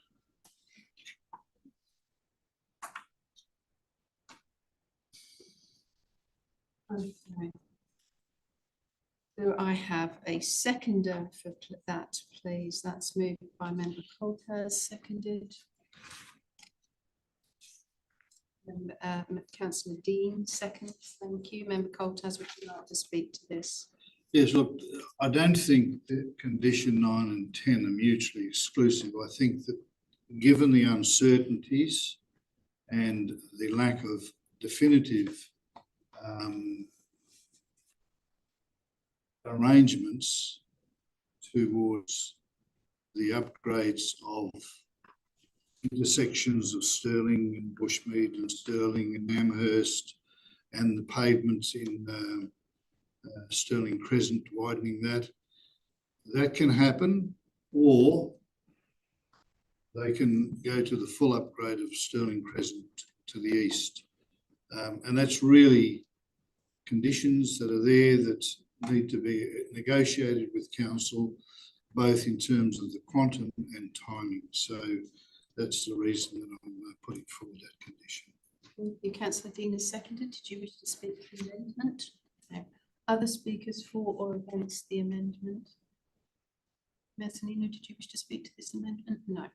Okay. I'm comfortable with what you said. I'll put it to the vote then. Those in favour? That's councillors Dean, Zanino, Hyde, Coltas. That's carried 4 to go against. Yes. 4 to 1. Okay, still with you, Member Coltas. Yes, I'll be proposing an amendment to condition 7 in the operational management plan, adding a point D in. The operational management plan shall outline. Have you got D already? We've got acoustic. Oh, okay, sorry. E, visitor amenities to the site. Visitors, amenities for visitors to the site? Yes. I may be one of them one day, so I have some. Is there a seconder for amendment 5? Deputy Mayor Zanino, so did you wish to speak to that, or have you said? No, I think it's very Did you wish to straightforward. speak to it? All right, those in favour of that amendment? Dean, Zanino, Coltas, those against? That would be me. What were you? I said 4. You said 4. Okay, the motion is carried 4 to 1. Thank you. Still with you, Member Coltas. No, that's all I'm saying. That I think that we've covered a lot of the issues, and there's still a number of issues that are outstanding that require sorting out through the conditions that the amendments that I've set forward. Okay. All right. So, Councillor Dean, did you wish to speak to the substantive? You didn't, did you? To the overall substantive motion, did you wish to speak to it? Yes, so this is. Please, this is your turn, yes? So this is towards the closing of the meeting, isn't it? It's getting towards it. I haven't spoken about substantive yet. You need to speak to the substantive if you wish to. I give another chance to speak after this? No. Well, you haven't spoken at all, according to my record. So, On 3.1, you'll get a chance again come 3.2. yeah, okay, right. So yes, I acknowledge and appreciate the concern raised through deputations, particularly in relation to traffic in nearby school. Having considered the matters carefully, I'm satisfied that the application aligns with the planning framework and that the officer recommended conditions appropriately manage the identified impacts. There's a reason of supporting the application. Thank you very much. I'll just speak briefly to it. I'm comfortable to support this application. Looking at the overall planning framework, it is clear that this sort of use is envisaged. I do respect that there has been significant concern from residents and the community and neighbours. And I think through the amendments that we have made, we have provided a little bit more clarity about the operational aspects. I'm also aware that whilst the applicant is really using their very best endeavours and working very collaboratively with the city, and the city is encouraging that collaboration, that there was some open-endedness about contributions. So I'm comfortable that we have provided a little bit more certainty around that. There's only one minor amendment that I would like to make, and that is a new condition which provides for substantial commencement, because it doesn't appear to be in the RAR at the moment. And the wording of that would be: this decision constitutes development approval only and is valid for a period of 4 years from the date of approval. If the subject development is not substantially commenced within the specified period, the approval shall lapse and be of no further effect. That would be Amendment 6 that I wish to make. Do I have a seconder, please, for that? Thank you, Member Coltas. It's just to provide a level of certainty. It is a default. Decisions made by the DAP relate to 4 years, but I think it just tightens things up a little bit. So did you wish to speak to that amendment? Can I see a vote in favour of Amendment 6 first of all? That's unanimous. Thank you. I have nothing more to say on the motion. Therefore, we've all spoken once. I refer back to Member Herger, who moved this. You didn't wish the right of reply or anything? No. Okay. Let's vote on the substantive as amended. All those in favour? That's Councillors Dean, Member Hyde, Coltas and Hergert. Those against? That's Deputy Mayor Zanino. The motion is carried 4-1. We'll then now swiftly move ahead with our agenda to item 3.2. And we have a responsible authority report which recommends that we approve this subject to conditions. They're all very similar conditions. So do we have a mover, please? Thank you. Member Coltas moves and seconded by Member Hergert. Did you wish to speak to it and go through yes, amendments? it's a similar application, and in fact the recommended conditions under the RAR are the same as under the for the adjoining lot 1101.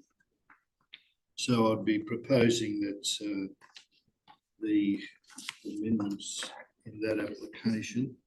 Sorry, Ryan's just said if you wanted to do the same amendments as the previous application, you can just do them en bloc all at once. Yeah. Proposing it en bloc. However, I think in one of the conditions I referred to lot 1101 in the condition.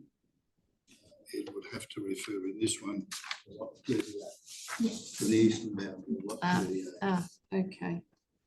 Can we make that administrative change to 3.1 as well? So just be clear which conditions you're moving and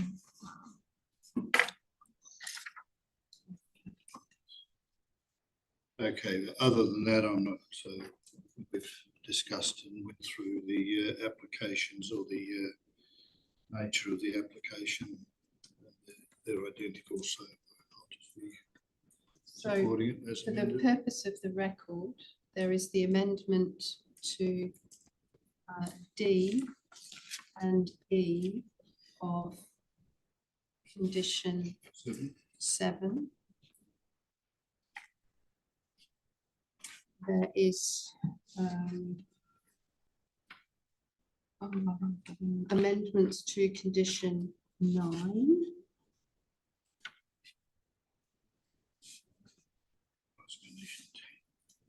Plus condition 10, plus condition substantial commencement. Which would be number 1. Which would be number 1, and then we number the rest.